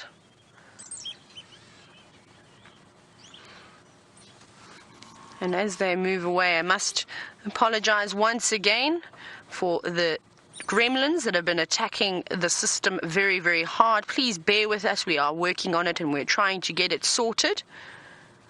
And this is just one of the things when you have so much action, is there's an overload and the gremlins see a weak link and they jump in. And once again, for get it sorted. On the buff have decided that they're definitely not hanging around anymore for the Nkuhumas to come past. They're moving right away. Eggsy, what birds are these up in the tree? Can we have a closer look? There's a whole lot of them sitting up in the tree. There could be maybe wattled starlings. I want to have a very quick look, because yesterday I very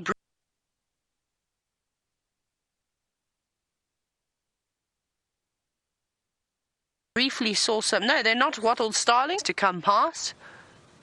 There's the males. Or perhaps, should we go look for the males? Let's go follow the herd quickly. Let's keep up with them.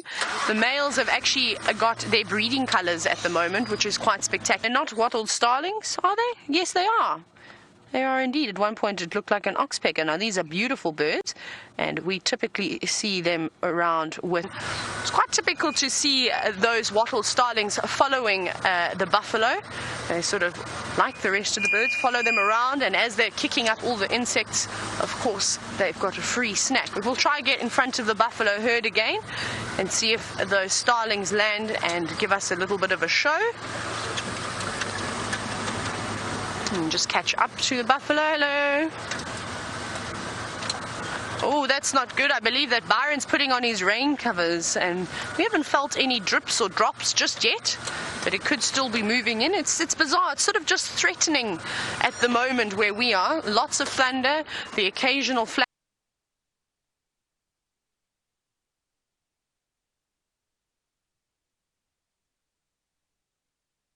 Of lightning, but I'm not too concerned. Oh, that's not good. I believe that Byron's putting on his... Oh, here come all the starlings. So I'm just watching them as they fly over the top of me now. When you hear the thunder sort of rumble, then you should count sort of in thousands until you see a flash of lightning. Now, I don't know if this is true. Of course, this could be one of those things that fathers just tell their children.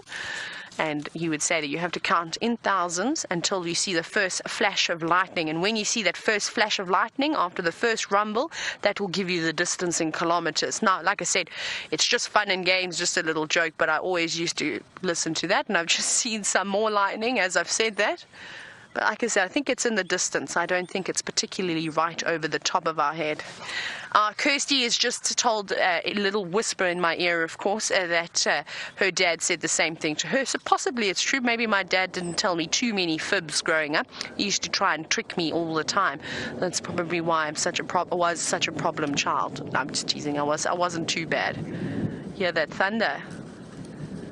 It's so beautiful. I say it's beautiful now because I'm sure most of you have worked out I'm not a fan of thunder, but I've got Eggsy to keep me company, and he'll keep me safe. Hey, Eggsy. No, he says no, he's not. Oh, now I felt a little drop. And clouds look a little bit too high, so I think we'll be all right for a little bit longer. You can see, though, let's have a look at the buffalo. They've seemed to have settled down quite nicely now, even though they've just lost a member of their herd. But I think this has been happening quite often to these buffalo. Now, I'm still waiting. Kirsty, has nobody said they want to hear me sing the Nkuhuma theme song? It makes me very, very sad.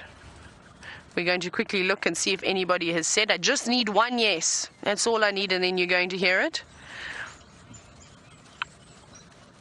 Fantastic. There we go. There's a few of you now saying, right, let me just practice, get my voice ready. Are you ready, buffalo? And I apologize because it's going to be a little bit of an insult to the buffalo. Quickly look and see if anybody has said. I just need one practice, get my voice ready. Are you ready, buffalo? And I apologize because it's going to be a little bit of an insult to the buffalo.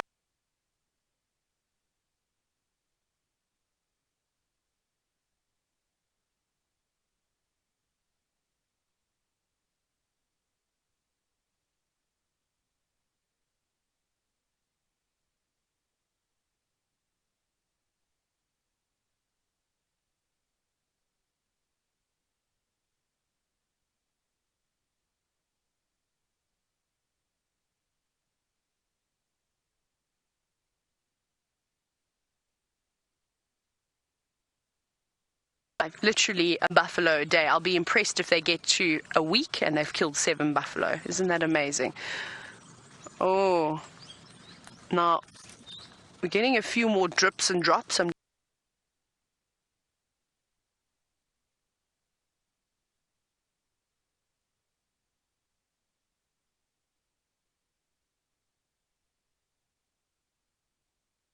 just trying to check if it's going to get any worse than this.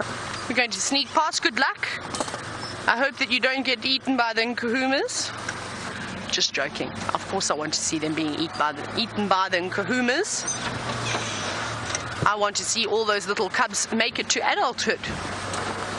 And even if that means sacrificing 1 or 2 buffalo, well then, that's going to have to happen. I wonder where all the leopards are. They seem to not be playing ball. Wonder where Karula is. She's sneaky, that one.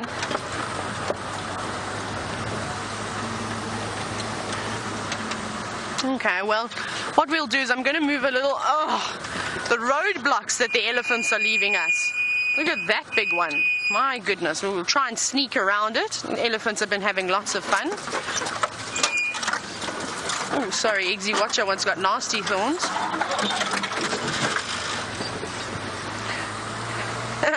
Dayton, I'm glad you've spotted our my little friends. Do we have one more? Oh, that was a stick. Let's have one more look at them. I actually want to introduce you to them because we've got names for them now. So let's go and have a close look at them. Now, aren't they beautiful? Again, our moths. So the one on the left, Eggsy said that this is Sir Gregory. And obviously this is apparently a royal moth. And then we have got a moth on the right. Now there's quite a dilemma to this story. Now of course we were just chatting in between. Of course none of this is true, but I thought it made for quite a nice story. This is Ruby, the red moth. And apparently she is the long-lost daughter of the king, but she was brought up in a village just down the road. So that is the story of the moths. And Sir Gregory is actually not royalty at all. he is an imposter. Which is not very good, but they seem very happy together, and I will release them when we get back to DRC, because that's where they were found. So they actually just really came on a little game drive this morning. Right, now I need to put the rain covers on Jigger to keep her out of the rain, of course. But let's go back across to Byron, who has got an elephant.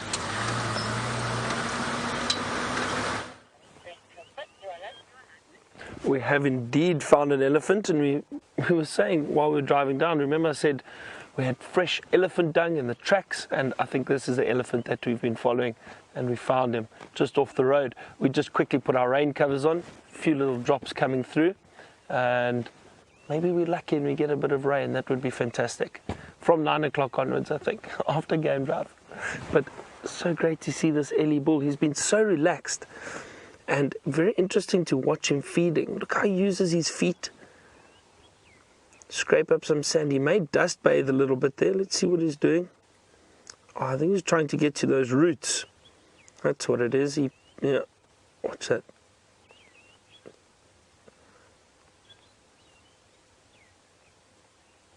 Look at that. It's so fascinating to watch. Look how that trunk works.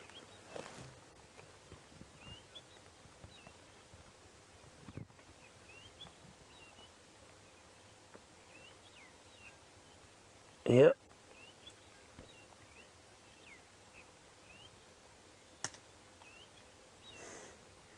It's amazing. Look at that. That's all he wanted. Wanted those roots. And I'm assuming what he might do is twist that in his mouth, strip off the bark that's on the root, possibly spit the rest out. Let's see. Unless he's eaten the entire root.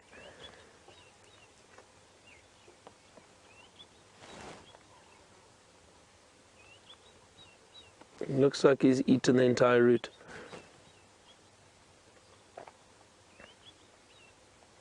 He had a really big log in his mouth earlier. I think he was just resting against the tusk, and it looked almost like he was playing with it.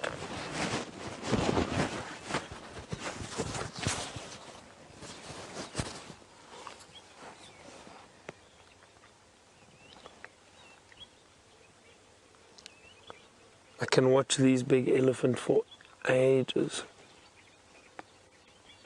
Looks like he's smelling us there.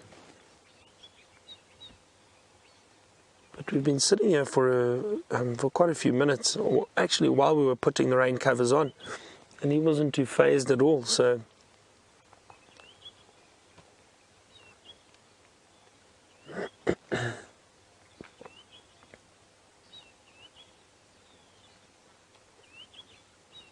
may use his feet again. Yeah, there we go. Oh, look at that. That's what he wanted. It's incredible to see how they use their feet and their trunks and their tusks all to get food. See that beautiful amber colored eyes.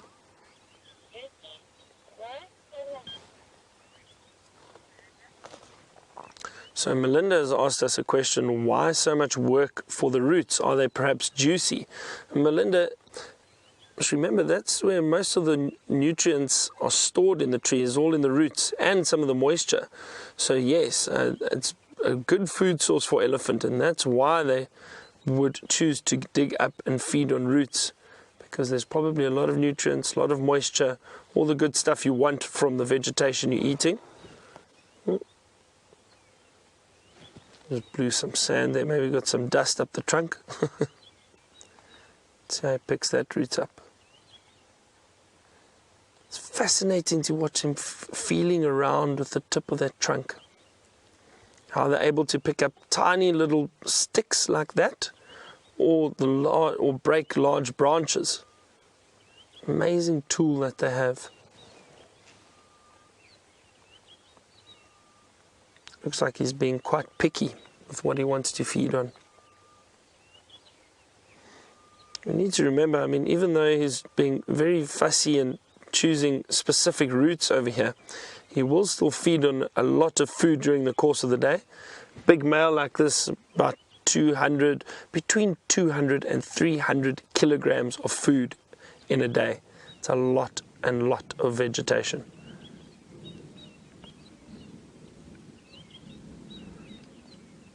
Wonder if you can hear the thunder behind us. I haven't seen any more lightning, but a lot of thunder going on around us. It's a wonderful sound. The odd little raindrop falling. Nothing too serious just yet.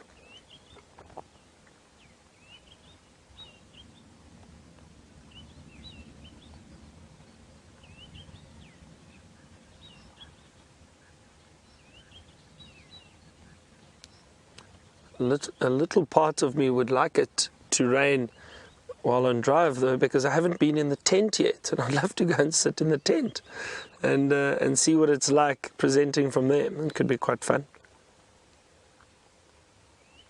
And perhaps when James gets back, not sure when last year I had a fireside chat. I haven't done that yet either. Maybe James and I can sit around a fire one evening.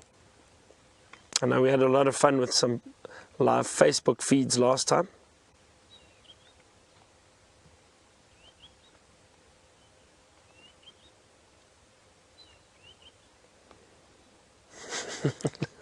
He's just resting his trunk now, look at that.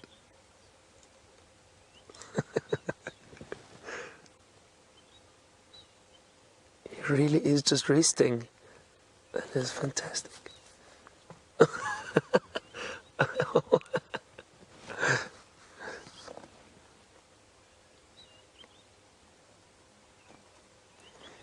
I can hear some ground hornbills in the distance.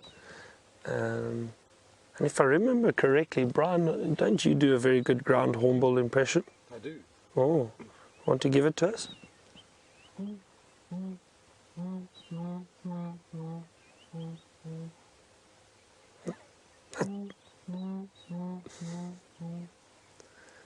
That's very good.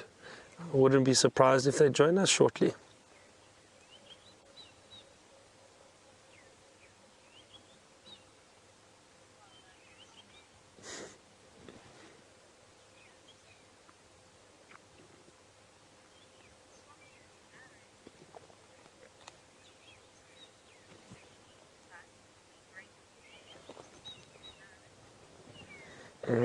Aaron from New Zealand, speaking about birds, Aaron just commented and said fish eagle sighting would be wonderful. Yes, Aaron, it would be.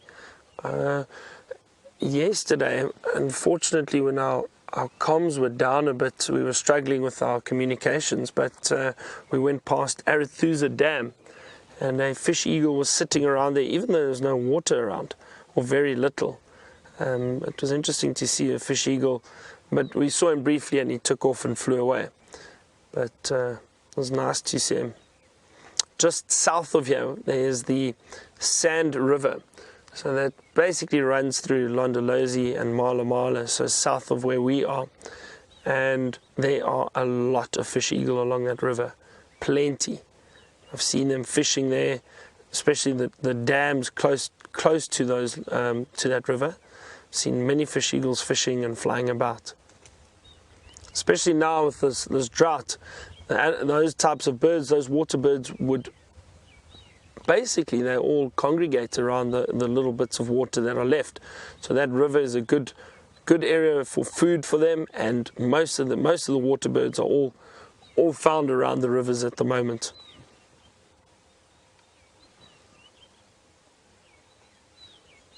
Elephant dropping some more dung, more fresh dung.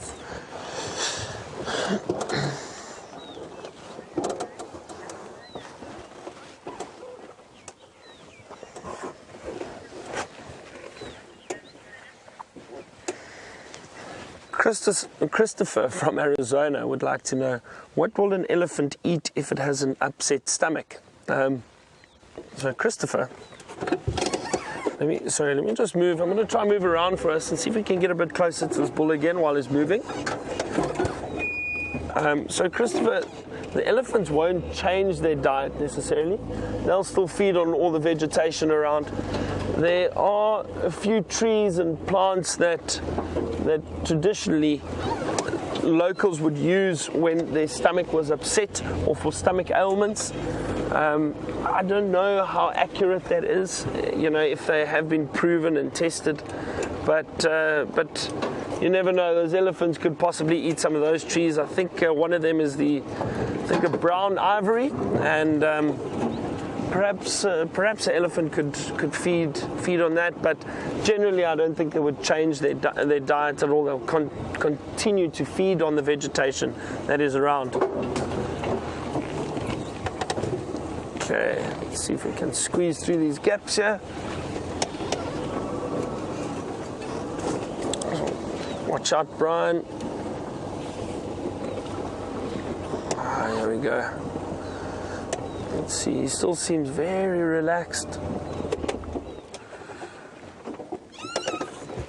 There we go.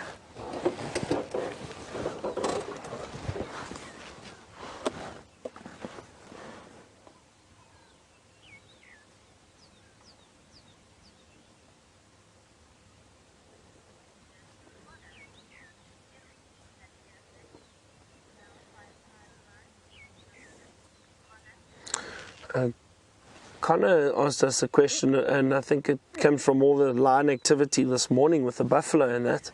And Connor would like to know, have we ever seen an elephant being taken down by a lion or hyena? Connor, I haven't seen it myself, but it definitely does happen, especially in areas where there's a huge elephant population. I know in Botswana there was a pride of lions there, but that regularly used to hunt elephant, especially younger elephant. One this size would be, I think, a bit difficult to hunt, because this one would be very, very powerful and probably quite aggressive if lions tried to hunt it. But younger elephant, younger females, have been hunted by lions in the past. So yes, definitely. I just haven't seen it myself, but it will most likely, or it does happen in certain parts of Africa.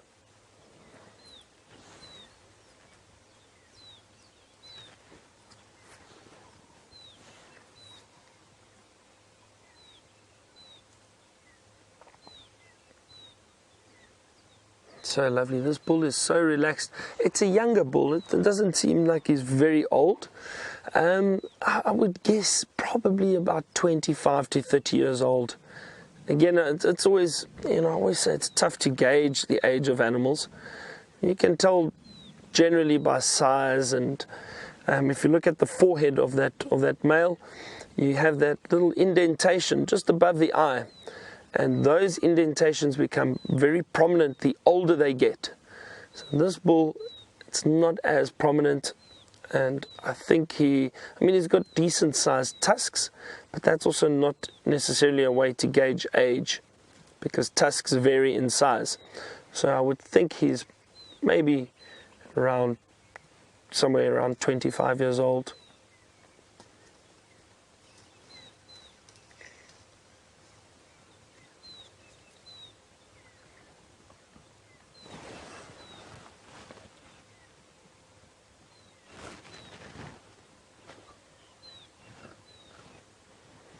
We're going to leave this bull now and let him continue on feeding. We'll see what else we can find. Taylor's got something in a tree for you to see. It's very difficult to make out what we have in this tree, but you can see that the leaves are indeed bouncing around there, and that is because there is a very young vervet monkey dangling from the branches. But now we cannot see it. It is being very naughty and hiding away just as we were about to show you. You can just see its tail dangling from that branch over there. Now come out, little monkey, because you were quite small. Wasn't still black though. Oh, I've seen some more. Don't worry, never fear. We'll find some vervet monkeys that would like to be viewed, which are running up ahead. We'll just go down and have a closer look. Seems like a lovely troop over here.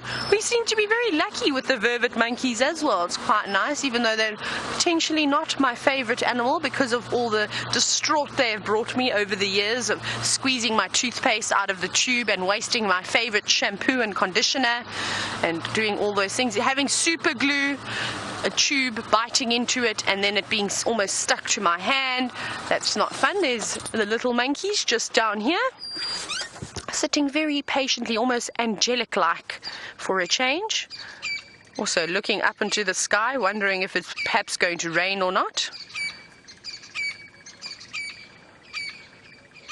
You can hear the Francolin shouting in the distance as well. I don't know where they are. He runs a little naughty one again.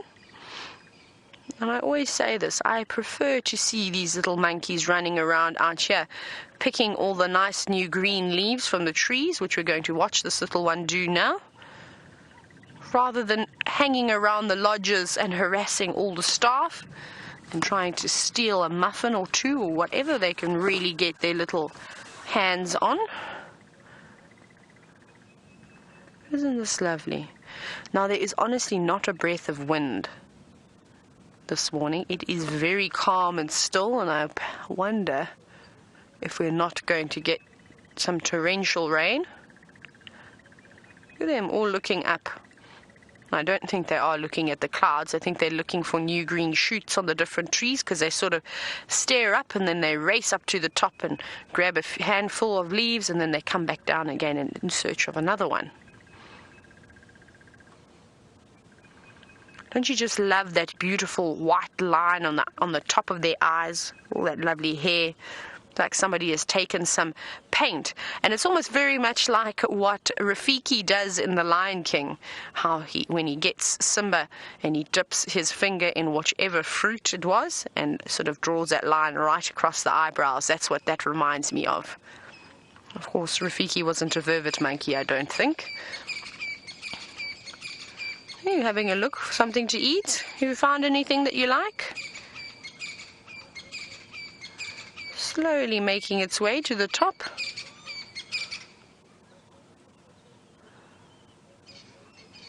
There are so many different sounds at the moment. I can also hear the Birchel's cuckoos calling in the distance, so perhaps we are going to get some rain.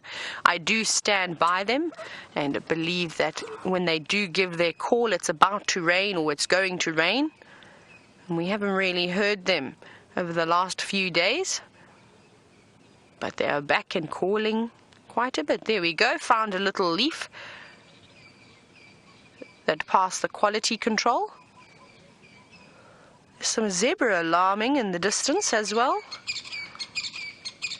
Perhaps we will try and follow up on where and why they are alarming.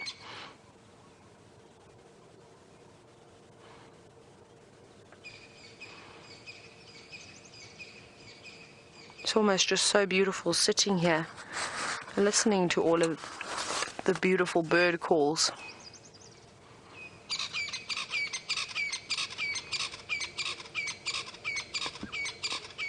Let's try to find this Francolin that's calling. It sounds like a Crested Francolin. Let's have a very quick look.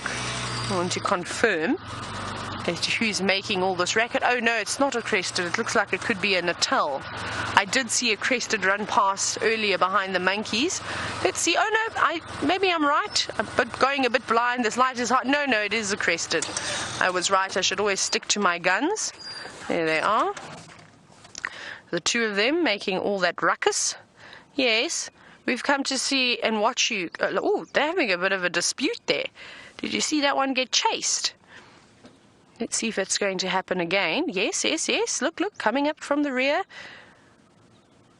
I wonder if these are perhaps two males having a bit of a territorial dispute here.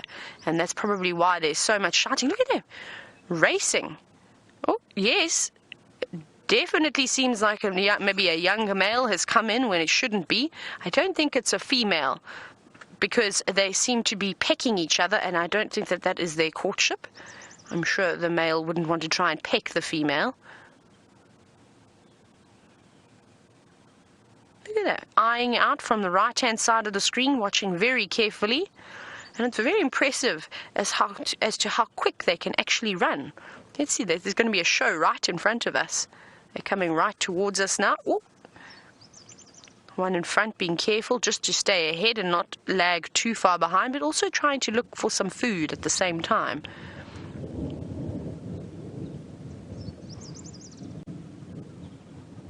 Look, he's puffing himself out.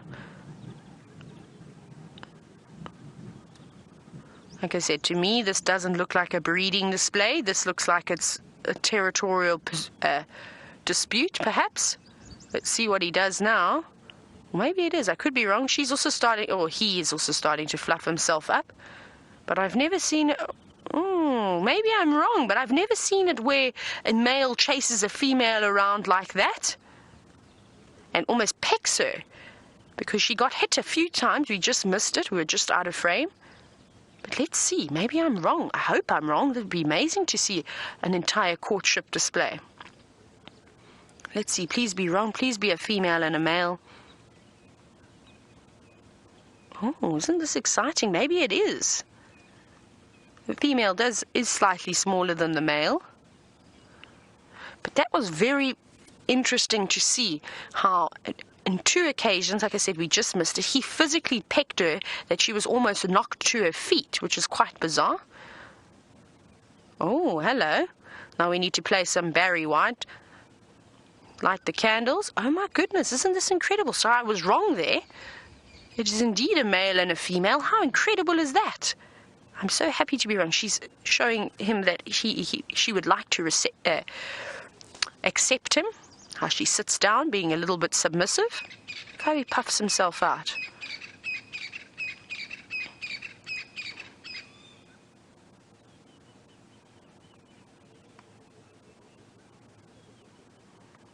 Oh, wow. I've never seen this before. Like I said, this looks very much like a breeding display. Perhaps he was just trying to get her attention, into bullying her into submission, And now he has won her over. See, she keeps sitting down saying, I'm waiting for you, I've accepted you, make your next move. You see that? How horrible is that? You don't peck your future wife on the head. That is not very nice. And I've heard that there's a technique that men like to use in courtship, is to not pay your female companion too much attention. Oh, look at this. There we go. They're going to mate. Oh, my goodness. Isn't this exciting? That was very quick. That was incredible. That is the first time that I've ever seen these 2 species of birds, these Crested Francolins, mating. And that was amazing, and that was such interesting behavior, to see how aggressive he initially was towards her by sort of running and trying to bash her over and bowl her over, to pecking her on the head, to eventually ruffling his feathers out and showing how beautiful and how big and strong he is. He was also vocalizing quite a bit. There we go. She's saying again that she's ready. That was phenomenal. I have learned so much today. It has been incredible that lions will turn down carcasses when they're in abundance. And now worked out that the Crested Francolin mating ritual is actually quite aggressive. That is bizarre.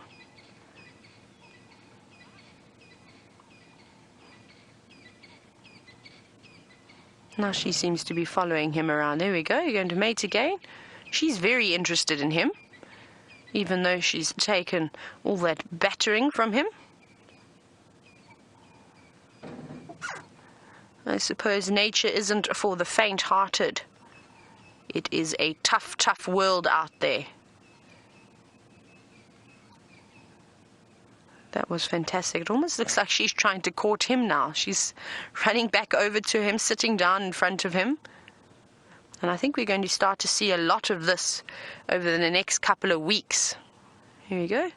He's not interested at all now. Oh, bop on the head, pecking again. It's very much like how the lions are mating. Hey, Kirsty, you're kind of right there. Look at that. Very aggressive. My goodness. Oh, and now he chased her off. Completely bizarre. And she's still going to come back for more.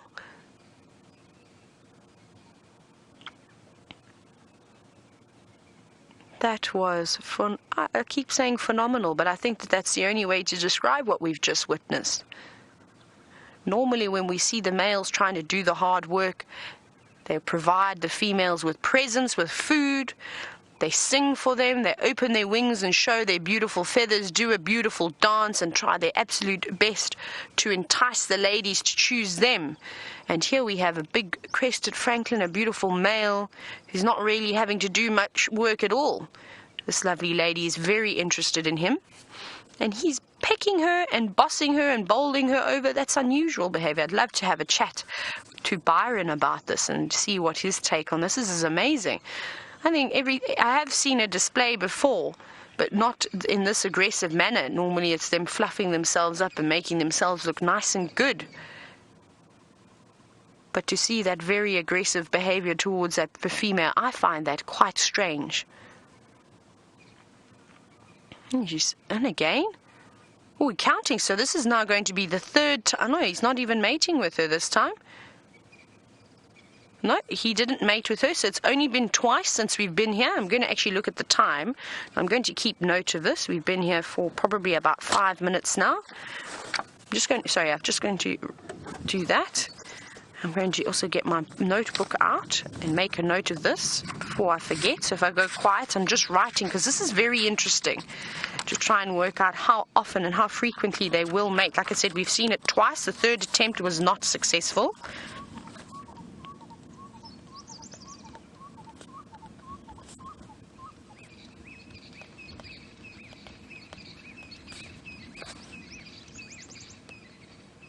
Isn't this lovely?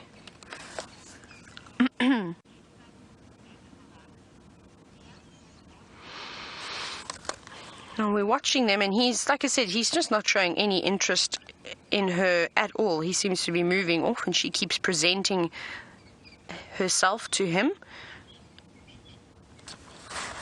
Sorry, Kirst, I didn't quite hear that question that you just sent through. Ah, Mia. Hello, Mia. You'd like to know if the Francolins mate for life. Now, so many different bird species that we see are indeed monogamous. I think they've disappeared. Sorry, I was just quickly making a note. And from what I know, I'm sure that they are, but I do want to double check. Yes, sorry, they are indeed. I want to just double check how many eggs they lay. I want to see what we're going to expect. So I'm just quickly reading about their clutch of eggs. So normally they have between 5 and 6 eggs, and they have a little nest that they make in the grass. And it also says here that they're only incubated by the female. So very much like Mr. and Mrs. Magpie Shrike. So I presume that the male will have to feed the female. Now, another thing I just want to very quickly check is I want to see what the incubation period is. Let's see if I can find it. This is just very interesting, and I want to have a look while we're here. Where's breeding? Breeding, let's see if there's an incubation period. And also just quickly going on around here, I'm just reading about the display. It doesn't say anything about any aggressive behavior at all in the courtship, which is quite fascinating. And it does say, like I was saying, normally it's the males that do all the hard work, but it seems as though the tables have turned. And this is what I find so interesting, is that everything that we read and what we're told about, it doesn't always happen. We've had a clear case now where it's been the complete opposite. Yes, the male fluffed himself up quite nicely, but he was being very aggressive and assertive towards her. So I just want to quickly check. It doesn't say anything, unfortunately. Oh no, here it is. Let's go. Let's see here. So they say that the incubation period is very much similar to that of the magpie shrike, but a little bit longer, between 19 and 22 days. So that's actually quite interesting. Remember, I said that the magpie shrike incubation period is between 16 and 19 days. So that's exciting. It doesn't say anything, in fact, about how many times they'll mate, but perhaps we'll be able to sit and observe for a little bit longer and make a note of it ourselves. And that's what's so interesting. But let's go back across to Byron, who I think is also got a bird of some sort.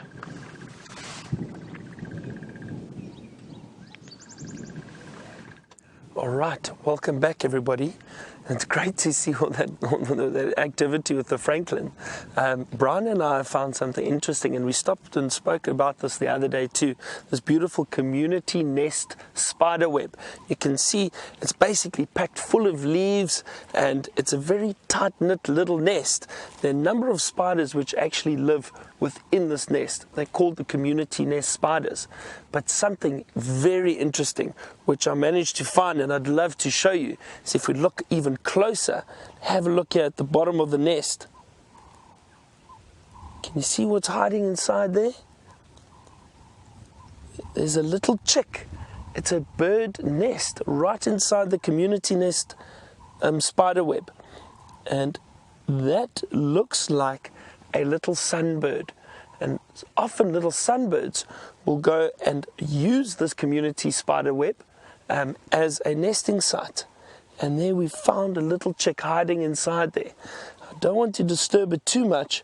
It looks like it's still very healthy. Its eyes are open, it's blinking away. And I'm sure the adults will return at some point to feed that little chick inside there. But isn't that incredible? I mean, at first sight, when you see this nest, you think, oh no, spiders, let's not go close to it. A lot of people don't like spiders. I've seen grown rangers jump out of vehicles when a spider's been flung onto them from a branch. But it is an incredible nest to see, and to see this little nest right at the bottom here with that little chick inside. Just absolutely beautiful, wonderful to see. That is great.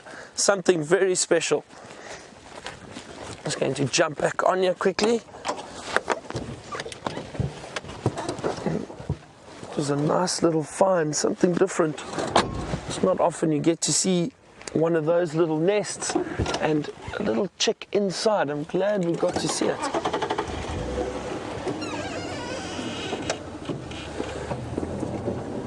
It was just off the road, and I got out just to have a look at the nest to see if it was active, and then I saw that little hole and managed to see the chick inside it.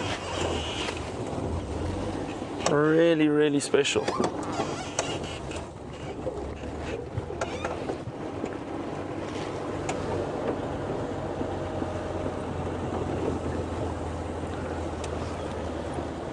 Eileen has asked us a question regarding birds, and Eileen would like to know, what is the difference between a bird call and a bird song? So Eileen, in my understanding, there's actually nothing different. Bird call, bird song, it's the same thing. It's the sound that the bird makes, and let's just see, I think I saw some impala off to the left, and kudu. There seems to be some kudu through there. Sorry, I just spotted it moving through that. It looked like a big male. Let's just see if I can find it. Brian, can you see through there? Is that a male or female?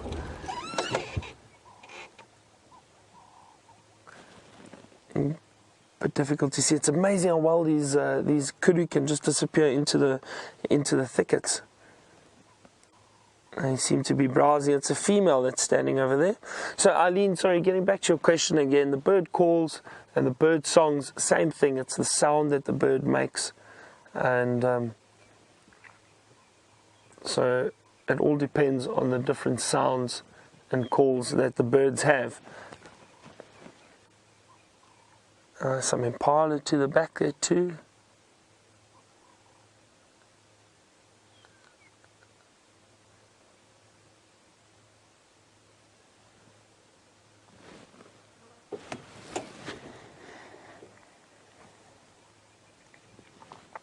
We still on our search for any signs of leopard, and nothing yet this morning.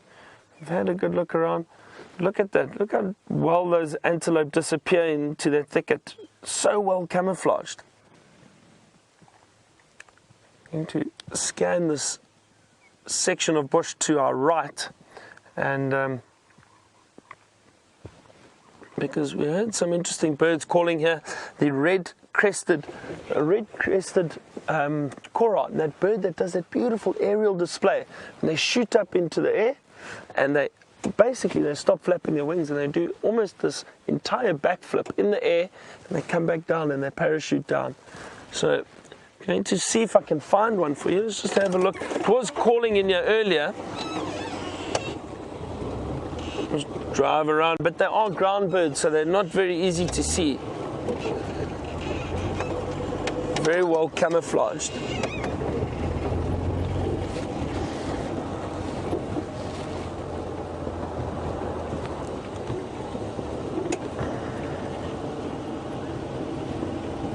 It's actually been a great morning. This temperature is wonderful at the moment. I'm just going to turn right over here up ahead and just check further down. I think we're heading towards those twin dams, if I'm not mistaken. You can see the cloud cover. Still some seriously ominous clouds around, and there's still been some thunder and a bit of lightning, but we need some serious rain.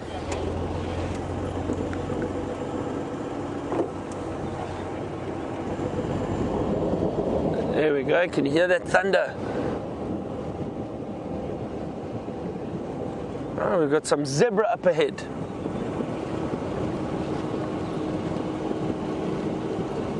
And for some reason, the AC/DC song Thunderstruck has just got stuck into my head. Don't worry, I'm not going to sing it.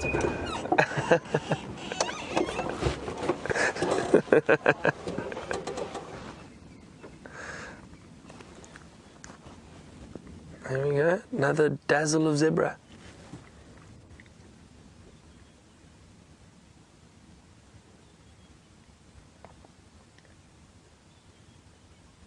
Now, there are a number of theories behind the reason why zebra are striped like this, and the one theory, and the one that I think is probably the most plausible.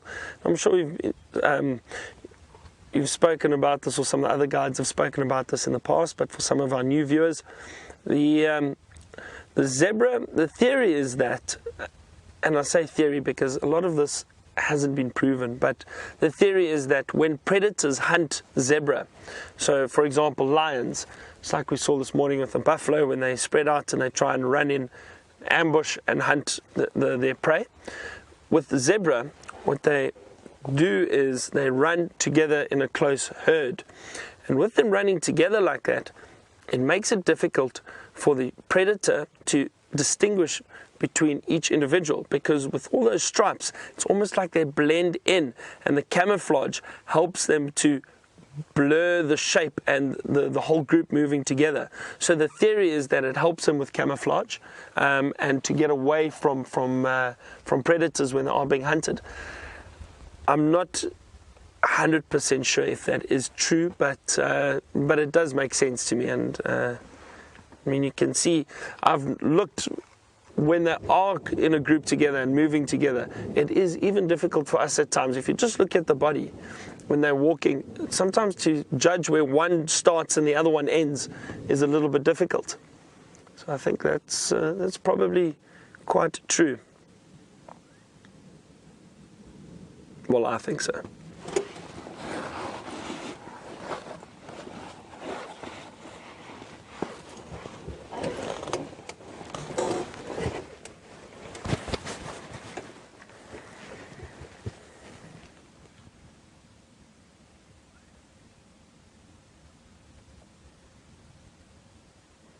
There's a wonderful sound in the sky at the moment. It's this rolling thunder.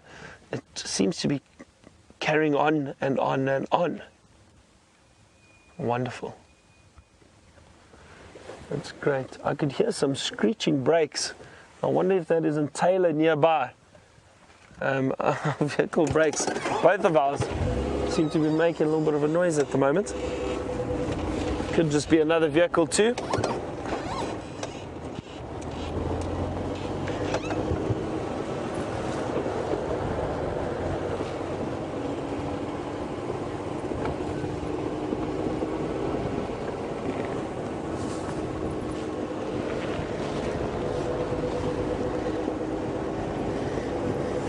Another very large termite mound off to the left here.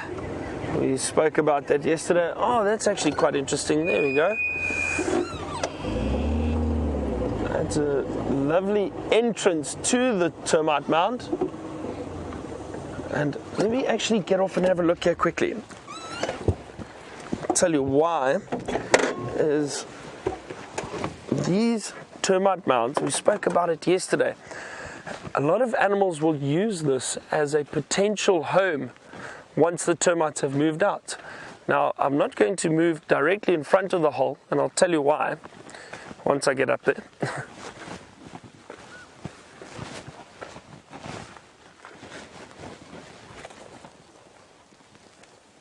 So what happens is animals like warthog especially will use these abandoned burrows that may have been dug by porcupine or aardvark or anything like that.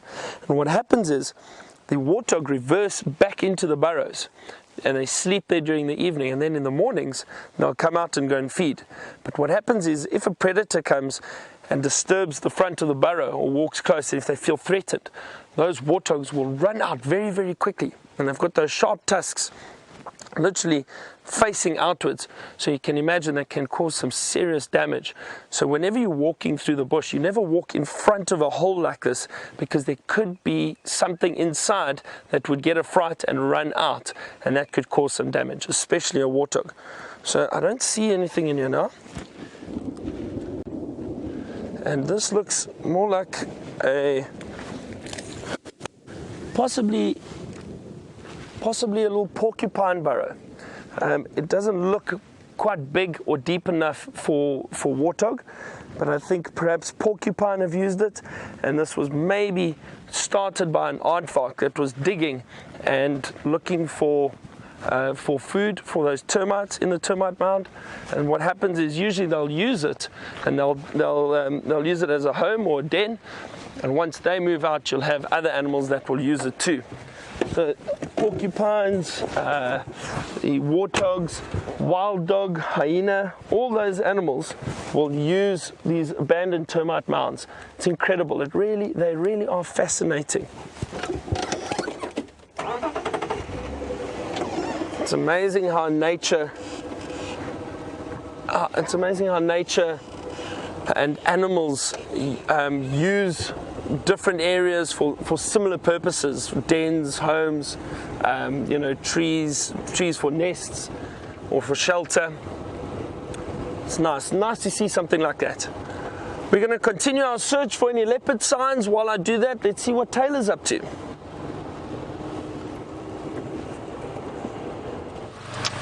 So I got a little update about the Nkuhumas, and unfortunately it seems as though they are on Torchwood still, and it looks like the entire pride have all joined up and they are eating that little buffalo, which I don't think will last for very long. So that's good news for us, because we know exactly what they're going to do after that little buffalo.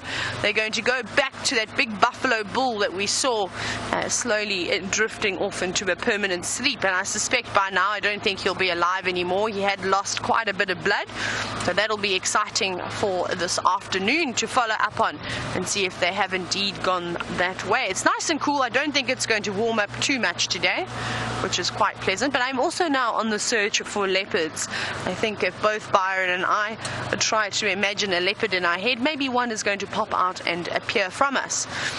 So now this is not going to work as well because I don't have lots of buffaloes in front of me anymore, but I believe as I started singing the Nkuhuma theme song, well, it's not official, it's just of course a little joke just to keep you all entertained, and I don't know if it's going to sound as great now as well. Like I said, we needed the whole scene with the buffalo, but I believe that the screen had unfortunately frozen, and I know that you'd like me to sing it again. So Eggsy has decided this time he's going to join in. Now he's laughing because he thinks I forgot about it. I'm like an elephant, I never forget. No, sometimes I forget, that's a lie. I forget quite often, in fact. Right, this is the theme song I have chosen for the Nkuhumas. Eggsy, are you ready? He's not doing it. Okay, I'll do it all by myself then, it's fine. I'll remember that. Right, so it goes doof, doof, doof. Another one bites the dust. Doof, doof, doof. Another one bites the dust, and another one down, and another one down, and another one bites the dust. And obviously it worked much better when I was pointing at the buffaloes, because obviously they're dropping like flies at the moment. So that's what I think should be the theme song of the Nkuhumas. The unfortunate buffalo. Of course, I wonder if Byron can hear my brakes now, wherever he may be, but I can see a giraffe. Let me go back a little bit more. Can we see him there, Eggsy? There's a big giraffe staring us down. Sorry, I've parked on a little bit of an incline. You can see that tall thing in the distance. That's in fact a giraffe looking at us. He didn't appreciate my squeaky brakes. I'm sorry, Mr. Giraffe. It's quite funny that you can see his teeth when he chews and his bottom jaw moves to the side. You going to come towards us, or are you just getting a better look, staring at us straight through the trees? I feel a little bit intimidated by this giraffe. But look at these little ossicones. They're so funny how they curve in towards each other. And there's been so much happening today. Elephants, buffaloes, alive, dead, giraffe, lions, lots of lions, zebra, of course, and all sorts of other things. We haven't said hello to any impala this morning, have we, Eggsy? That's not good. We suppose we should find an impala then and greet it.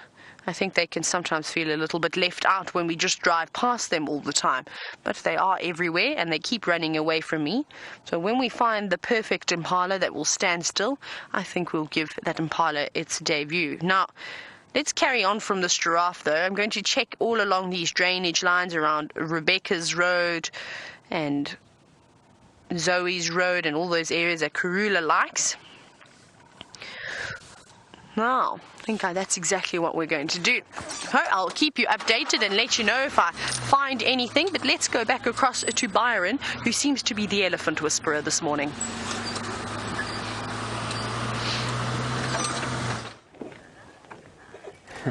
It looks like a Tayla managed to find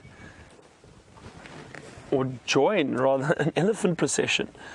All these elephant, and I wonder if this is not the same herd that Tayla saw this morning. This one's come quite close, just walking past, and they've moved almost through the entire property already. Been moving quite quickly. We've got them just past one of the dams, Treehouse Dam.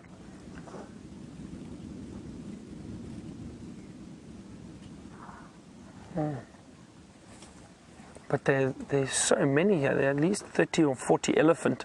A lot of youngsters up ahead. It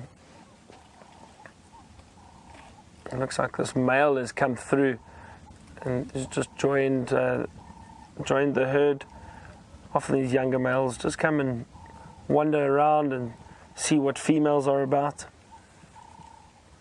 I don't think he'd be interested in mating just yet. He still looks a little bit young, perhaps.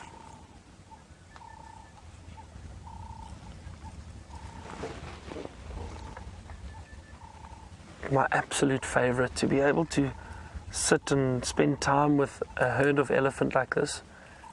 Have a look down the road, if we can see just off to the left of those elephant.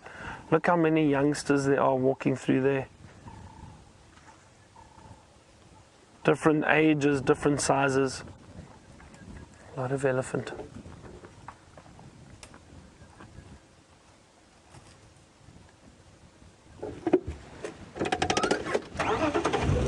See if we can move a little bit closer. They seem very relaxed. The whole time, you know, we are very respectful of the elephant.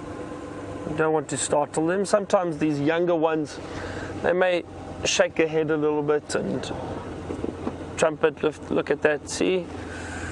The reason for it is just a younger elephant basically trying to see if it can scare us off. Let's see if it decides to come a bit closer.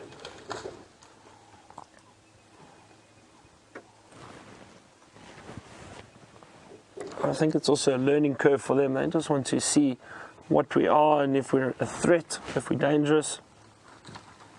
Sometimes you get a little head shake from them. It's very entertaining to see.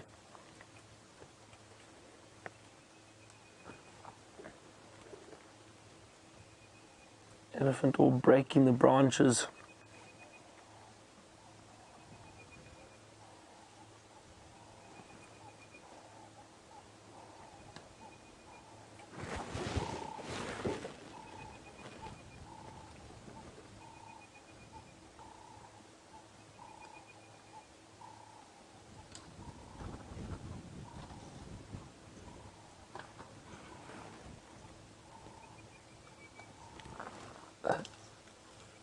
I just heard a... Hold on, there's one coming right next to us.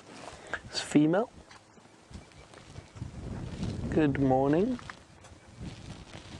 Wow, it's probably 2 meters away from us. That's fantastic. That is great. Yeah, very relaxed. Does look like she's got a kink in the tail there. Look at that. That's interesting. That could have occurred from as early as birth. Maybe the tail didn't develop properly.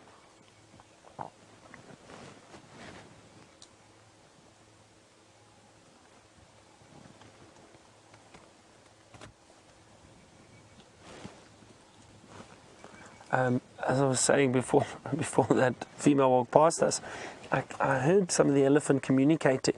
They give off this very low frequency vocalization, and it sounds like a grumble almost. It's a very interesting sound, and they use that to communicate with each other.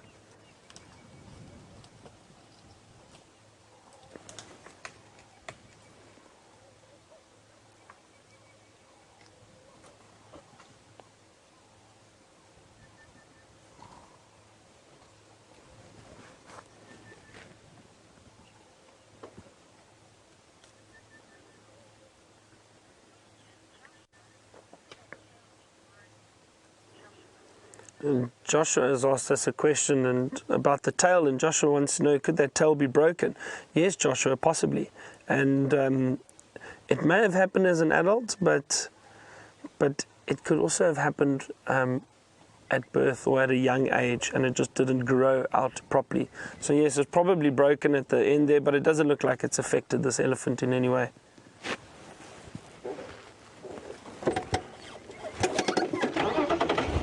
Roll forward a little bit more.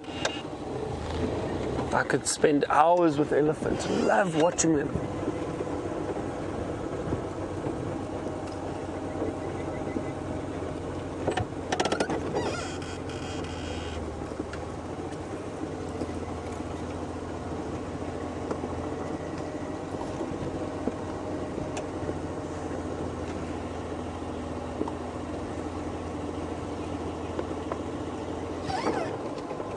It's a young one feeding off to our right. Have a look at this.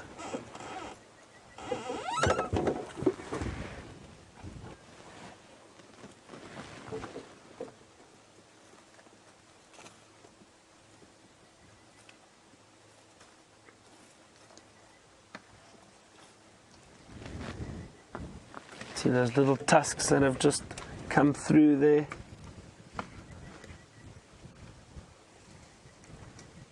Just listen to the sounds around us.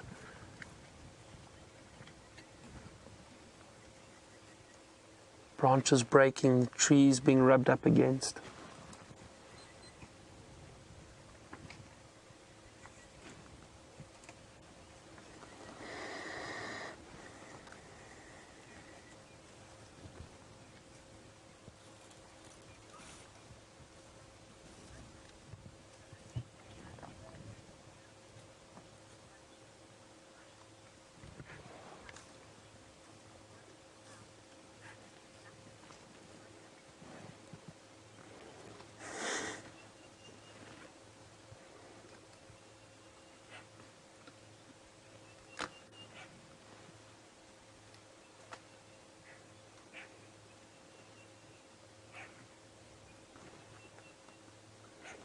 Let's carry on a little bit further. We really are almost surrounded by elephant at the moment.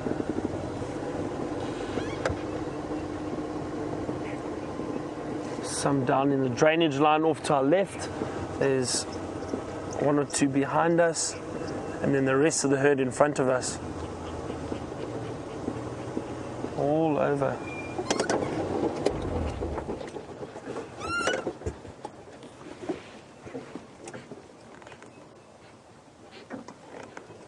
Some lilac-breasted rollers flying around. There we go, have a look up there. Oh, you got it, Brian. Let's see if it does its display for us. Here we go. Oh no, just lost it, but there we go. It's just rolling. There, and the dive bomb. Oh, you got it. Fantastic. It's really tricky to keep an eye on them when they're doing it. Well done, Brian. But you can see that little dip, 2 little dips. They stop flapping their wings and they roll, and they come up and they roll again, and then what they do is they come back down, and as they come down, they do this almost aerial display, it looks like a fighter jet. They do this with their wings and they come down, and that's how they get the name roller, from that beautiful aerial display. Great to see.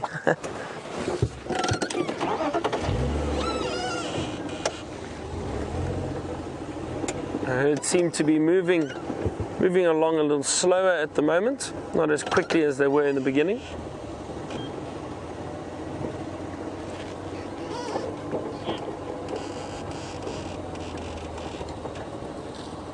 So Lauren would like to ask, or would like to know, when do baby elephants start eating solid food? So Lauren, I've seen youngsters from a few months old try to start feeding on vegetation, but I would say from about 6 months they really into feeding on little bits of vegetation already. But from a young age, they start and they learn from the adults. But it's interesting, I look at this. See how that elephant is rolling that branch in its mouth? Again, we spoke about it earlier with that male. They try and strip the bark off of the branch so all the nutrients are. And that's exactly what this elephant's doing. And she will most likely drop that branch when she's finished. And that's exactly what she's done. And look at that, stripped completely clean. She's taken all the... Oh, that male just came in and pushed the little one out the way. He's trying to get closer to that female. And males can be so boisterous at times.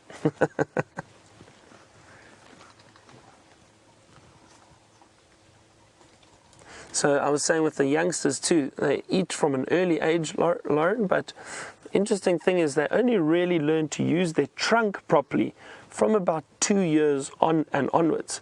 So it takes them almost 2 years to really work out how this thing in front of their face is used.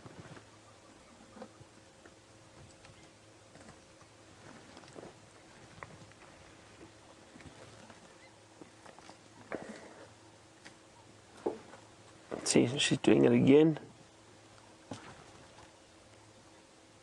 Amazing, just stripping the bark off completely.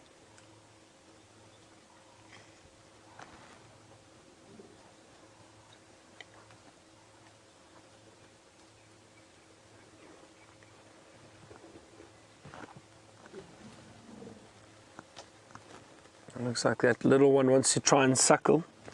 Just off to the right of that male. This could be interesting. Let's see if he tries to push him.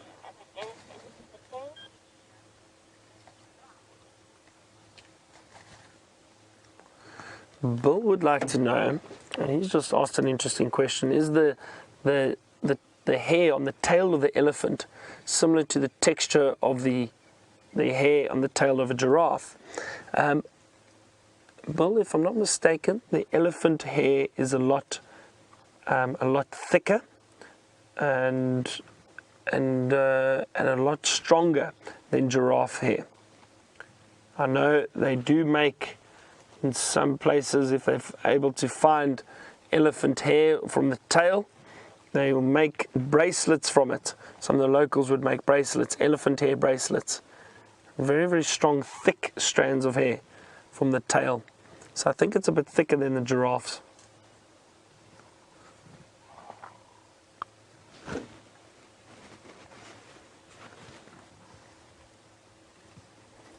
This is wonderful. Really had a great morning. Gee, a lot of activity. All the lions, the buffalo, and all these elephant. We've seen some really great stuff.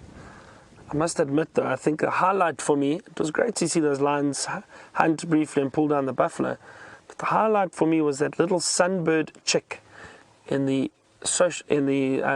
spider web, in the community nest spider web in the nest. It was incredible to see. I've only seen little holes in there before. I've never actually seen a chick in one, so it was interesting to see. But I do know they do that.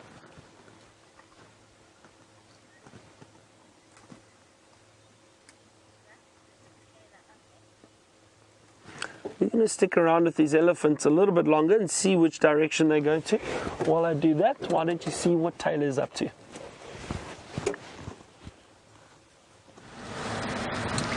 I was also just thinking of what my highlight is for the day, and we've seen such incredible things this morning. It's almost very difficult to pick, but I'm going to also have to say that the birds stole the show for me. I think that segment that we were able to watch on the Crested Francolins was just incredible. And just as we were leaving as well, we watched them mate once more, which was quite amazing. So in about 8 minutes or so, I saw them mate 4 times, but only 3 of those times it was a successful mating session. So that was quite exciting.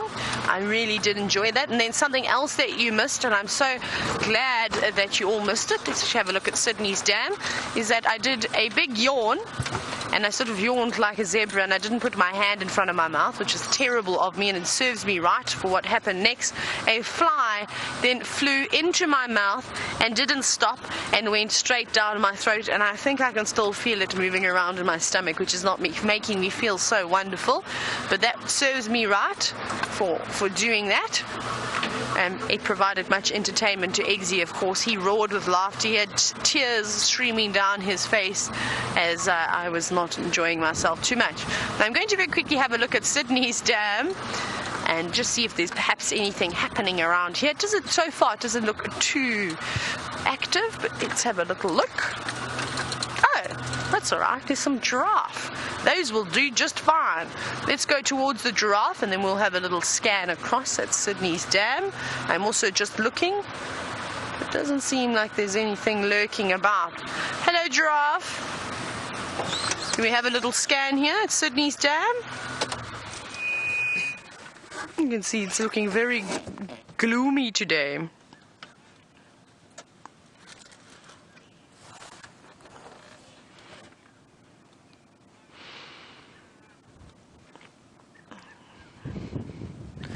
Nothing happening down here, not really any birds either. I can just hear the red-chested cuckoo in the distance. A couple of buffalo weavers. But that really seems to be it around here. Let's go forward to the giraffe very quickly. See if they're going to actually stick around and not run away from us like everyone else. Now, Andre, you're wondering what is the ratio between males and females when it comes to giraffe. Now, I must admit, since I've been here at Djuma, I've definitely seen a lot more male giraffe than females. But then, in the same breath, when I was down in the south, we would see big herds of females and not too many males. We were almost seeing the same males over and over. They all thankfully had distinguishing features. So I think that there are actually more females around rather than males. That's obviously my opinion. It's very difficult to get sort of census counts in these vast areas where there are so many different animals. And I think that also the male giraffe that we have been seeing, they're probably the same ones that we're just seeing over and over again. But it is difficult unless they've got a big injury or an identifying feature that is quite obvious to be able to tell the difference. You see them all having a look. There's a couple of buffalo moving through just in front of them. I suspect that's what they're both looking at. The 2 males, the one that we just saw on the left is much younger than the one on the right. The one on the right seems to be a lovely mature bull who's darkened quite nicely, and he did have a few scratches on him, so he's been battling it out. While the young male, of course, his life is still a little bit easy for him. He doesn't have to worry just yet about taking on any other males. Right, as the giraffe disappear into the thickets with the buffalo, let's go back to Byron, who's got a raptor.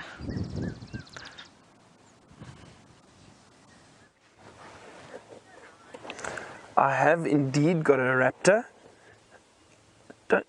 Just sit there. There we go. Great. Now I'd like to ask the viewers quickly if you can, those who are very keen birders, see if you can send me an answer and see if you can get what this raptor is. So I'll give you a few minutes. Just watch it. Beautiful bird.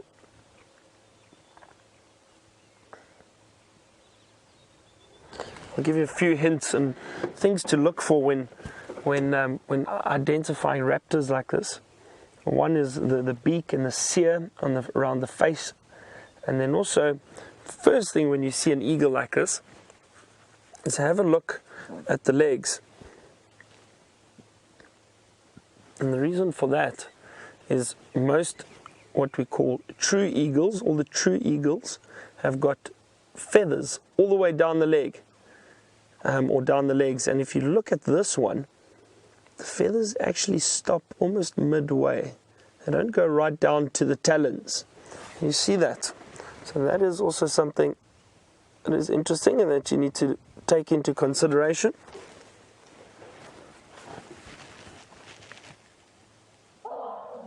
No, that was an elephant. We're still very close to that herd of elephant. They haven't moved too far.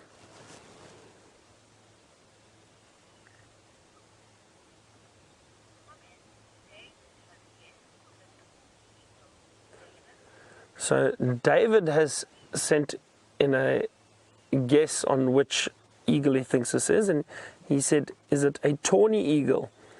And David, not a bad guess, because the coloration of this eagle is brown, this one that we're seeing at the moment, but it is not a tawny eagle. I'll give you another clue. This is actually an immature eagle. It has not reached adult plumage yet. So it's a little bit tricky with immature birds, but it is not a tawny eagle. A tawny eagle is a true eagle. The feathers go all the way down the legs.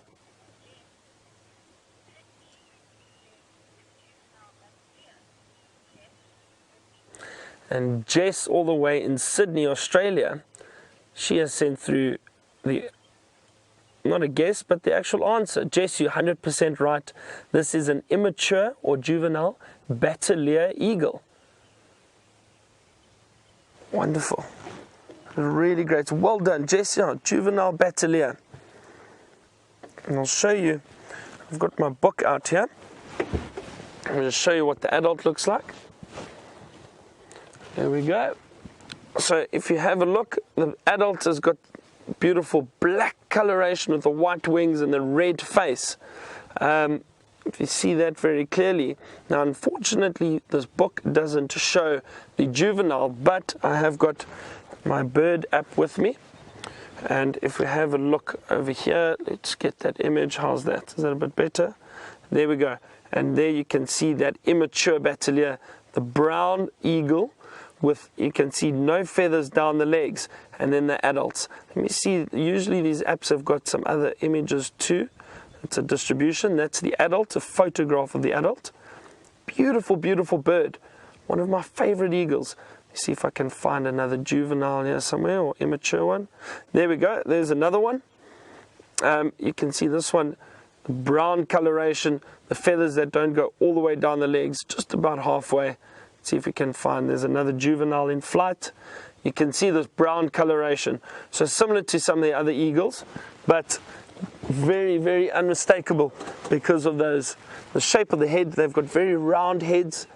See that one's actually puffed the feathers up a little bit on the head, and then the feathers that don't go all the way down the leg, and also that cere, or the beak area around the face, just that will eventually turn that bright red coloration, but it does stand out quite a bit on the immature Battalier.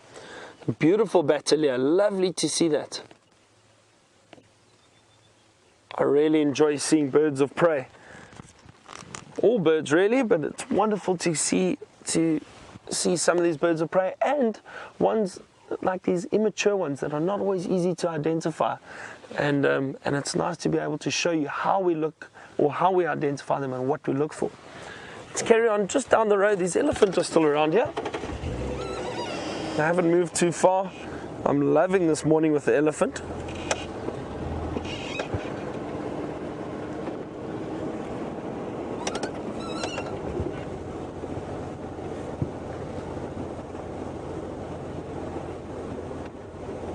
They've been moving very slowly along the road, just feeding, dropping branches as they go. Again, don't want to drive up too quickly, just moving slowly so they don't get startled. But we've been around them for a while, so I think they've really calmed down. And oh, sorry, I apologize. Maybe got just a little bit too close for this little one, but it's just a sign, just a little warning sign, just to say, just please don't come any closer. Just they're wary, they know we're there, but have a look. This one's carried on feeding again. So it was just a sign, just to say, okay, that's far enough, you're close enough, carrying on feeding. And I've always said, a feeding elephant is a happy elephant. So if they're carrying on feeding, then generally they are relaxed and they're happy with us being around.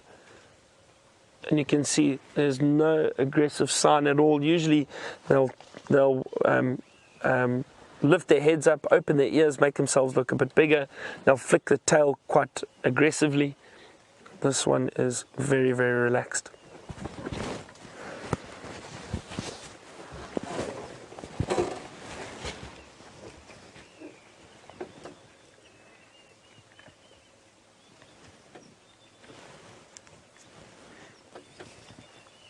And there's a little one just behind it, next to the mother, also feeding using its little trunk.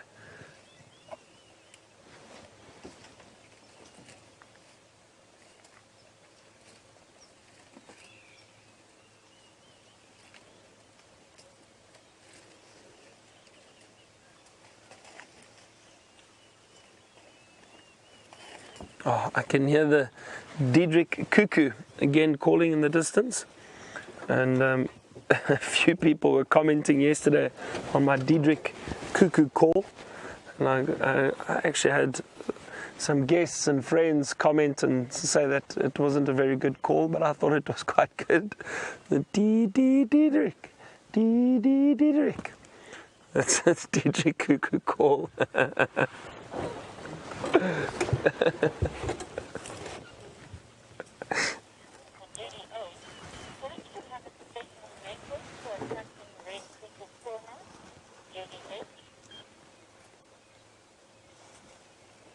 Judy H has asked, don't I have a special message or special technique for attracting the red-crested coron?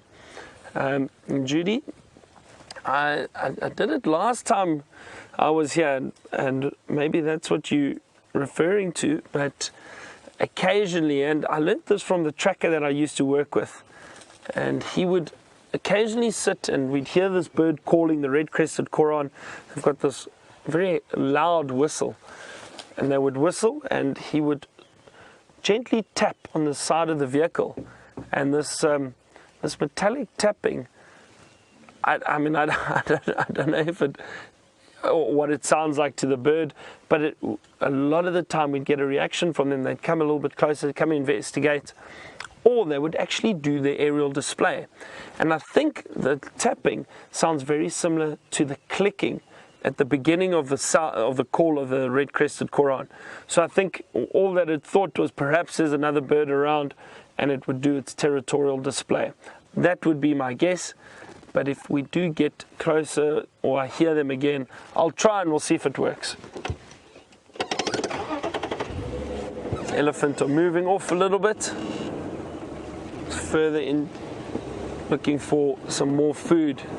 And I'm sure they'll probably head past some water again later today. But they spread out all over. This was a very big herd. Wonderful herd. It was a lovely, lovely sighting. Nice to spend time with them.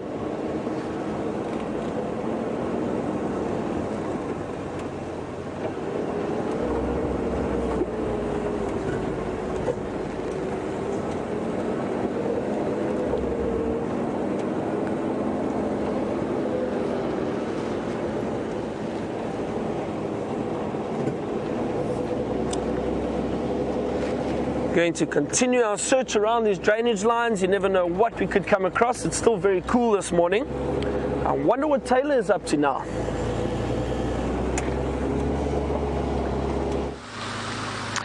So I heard that apparently Mvula was seen along Buffelshoek boundary, quite close to Tamboti Dam last night.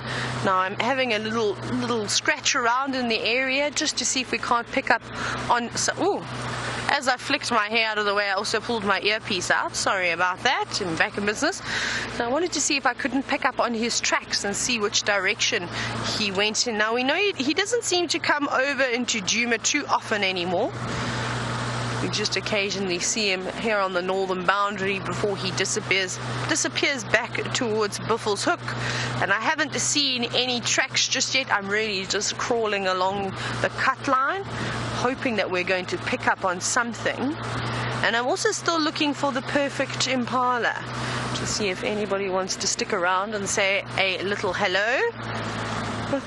No one just yet, no contenders. Let's see. Lots of footprints, lots of elephants have been here, lots of buffalo, and of course the zebras. The zebra are all out and about at the moment, but nothing just yet. Oh, look at this is quite funny to see.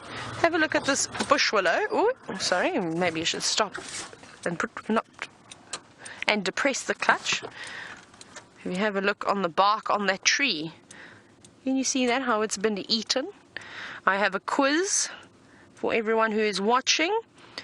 Who has done this to this tree? What has happened here? I'd like to hear a little explanation as well. This is an easy one. I think you should all get this quite quickly. And I'll give you a clue. It is on a large fruited bush willow tree. And if you'd like to send in your answers, you can either hashtag Safari Live on Twitter, or you can send them through to questions@wildearth.tv. And we'll see who guesses this one right. Lovely. Right, let's carry on looking for footprints or an impala. I still haven't seen anything, so I wonder if Mvula possibly wasn't walking just on the northern side, just off the road. It doesn't look like he's come across here at all, but there are also lots and lots of vehicles around at the moment, so it could have been quite easily that his tracks could have been squashed, being on one of the big boundary roads that are used not only by game drive vehicles but maintenance vehicles. I'm sure delivery vehicles is being used by a number of different people. Also just scanning carefully, because there are lovely termite mounds and big marula trees that would hold the leopard quite nicely. But nothing just yet. And even looking for some birds. Still haven't seen a cuckoo, which we've been trying to find now for the last few days. So I'm hoping that at some point, I suppose I can't be too greedy though, that we'll be able to catch a cuckoo on camera. Preferably a red-chested.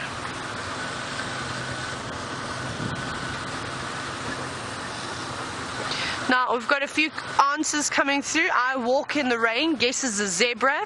Unfortunately, I walk in the rain. It is not a zebra. So keep guessing, keep those answers coming through. And just remember, if you're feeling a little bit shy and you don't want to perhaps send in an answer, it's fun, it's games. No one's going to make fun of you or anything like this. We're all here to learn.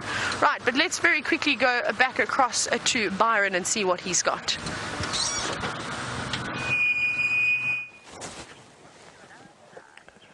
We have found some warthogs, Tayla. Look at this. This is fantastic. We were speaking about them earlier, and the burrows, and them using the abandoned termite mounds as burrows. Look at the tail up in the air.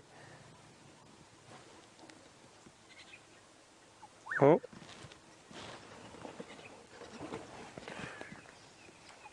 Some large tusks on that female.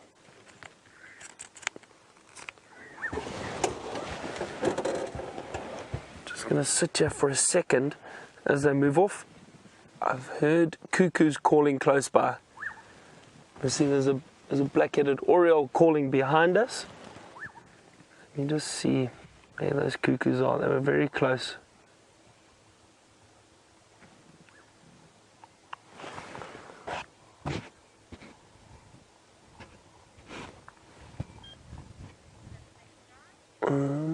trying to listen out for them again. I don't see them. They've stopped calling. Scan the trees. The cuckoos are so elusive. But we won't give up. We'll try and make sure we find some for you. There's a zebra feeding here too. There's a lot going on. Oh, there's a black-headed oriole. Let's see if Brian, just in this tree down at the bottom here, let's see if Brian can get that quickly. I think it just took off. Where did it go? Oh, there he is. Just off to the left now. He got in there.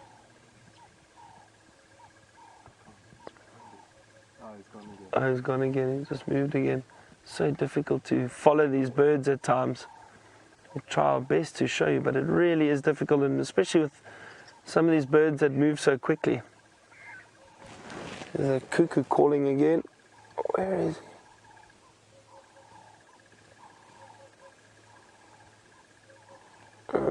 Shucks, I don't see it. Can't find him. Oh well. Like I said, it's very difficult because these birds constantly jump around and fly off. So we might get a glimpse, but then they disappear just as quickly as we see them.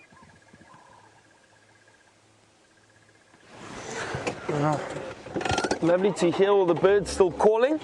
Still a lot of activity around. You know, it's still fairly cool, although looks like that cloud cover that we had earlier is starting to lift a little bit.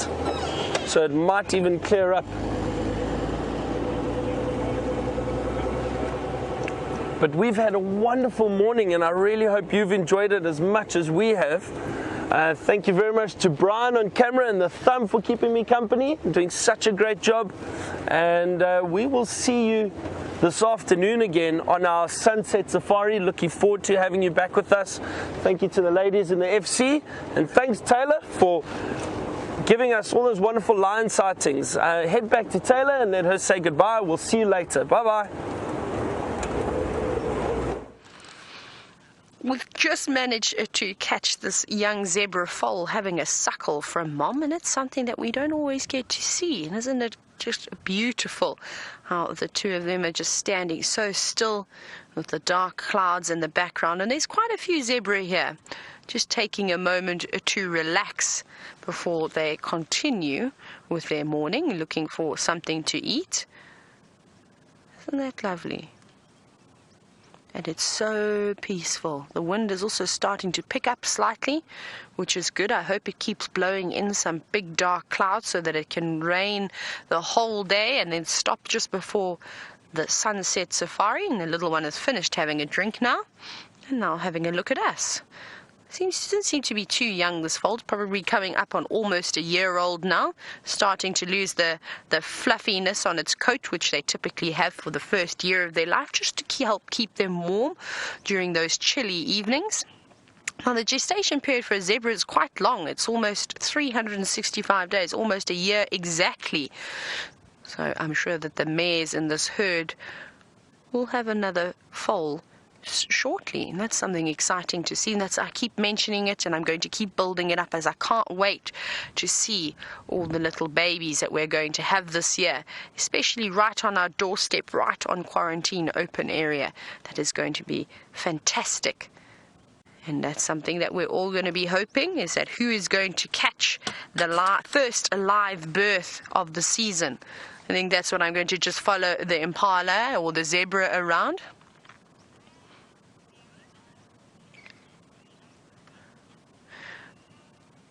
Right, Carl, Mary Ann, and Kevin, and many others of you, well done. Your answer to the quiz was indeed correct. You guessed elephant. That was indeed the elephants munching away, trying to remove the bark from that tree. And with it being quite a big branch, there was no need to snap it off.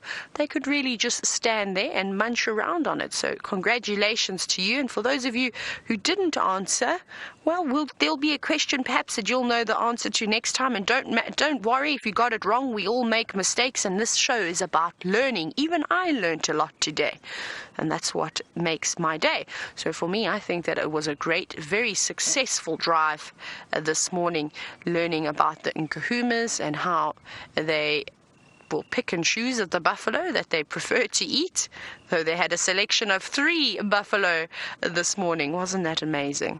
And you can see the dark clouds, how it's coming in from the north, as though it seems. So please keep your fingers crossed that the wind does indeed blow some more big thunderstorm clouds, and we really do need an hour or 2 of good solid rain for this morning.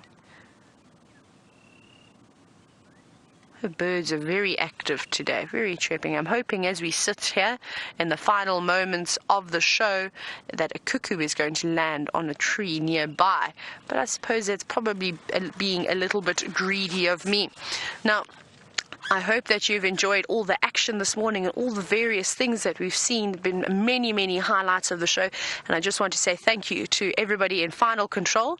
And we will see you tomorrow. Not tomorrow, we'll see you this afternoon. For myself and Eggsy, have a good day.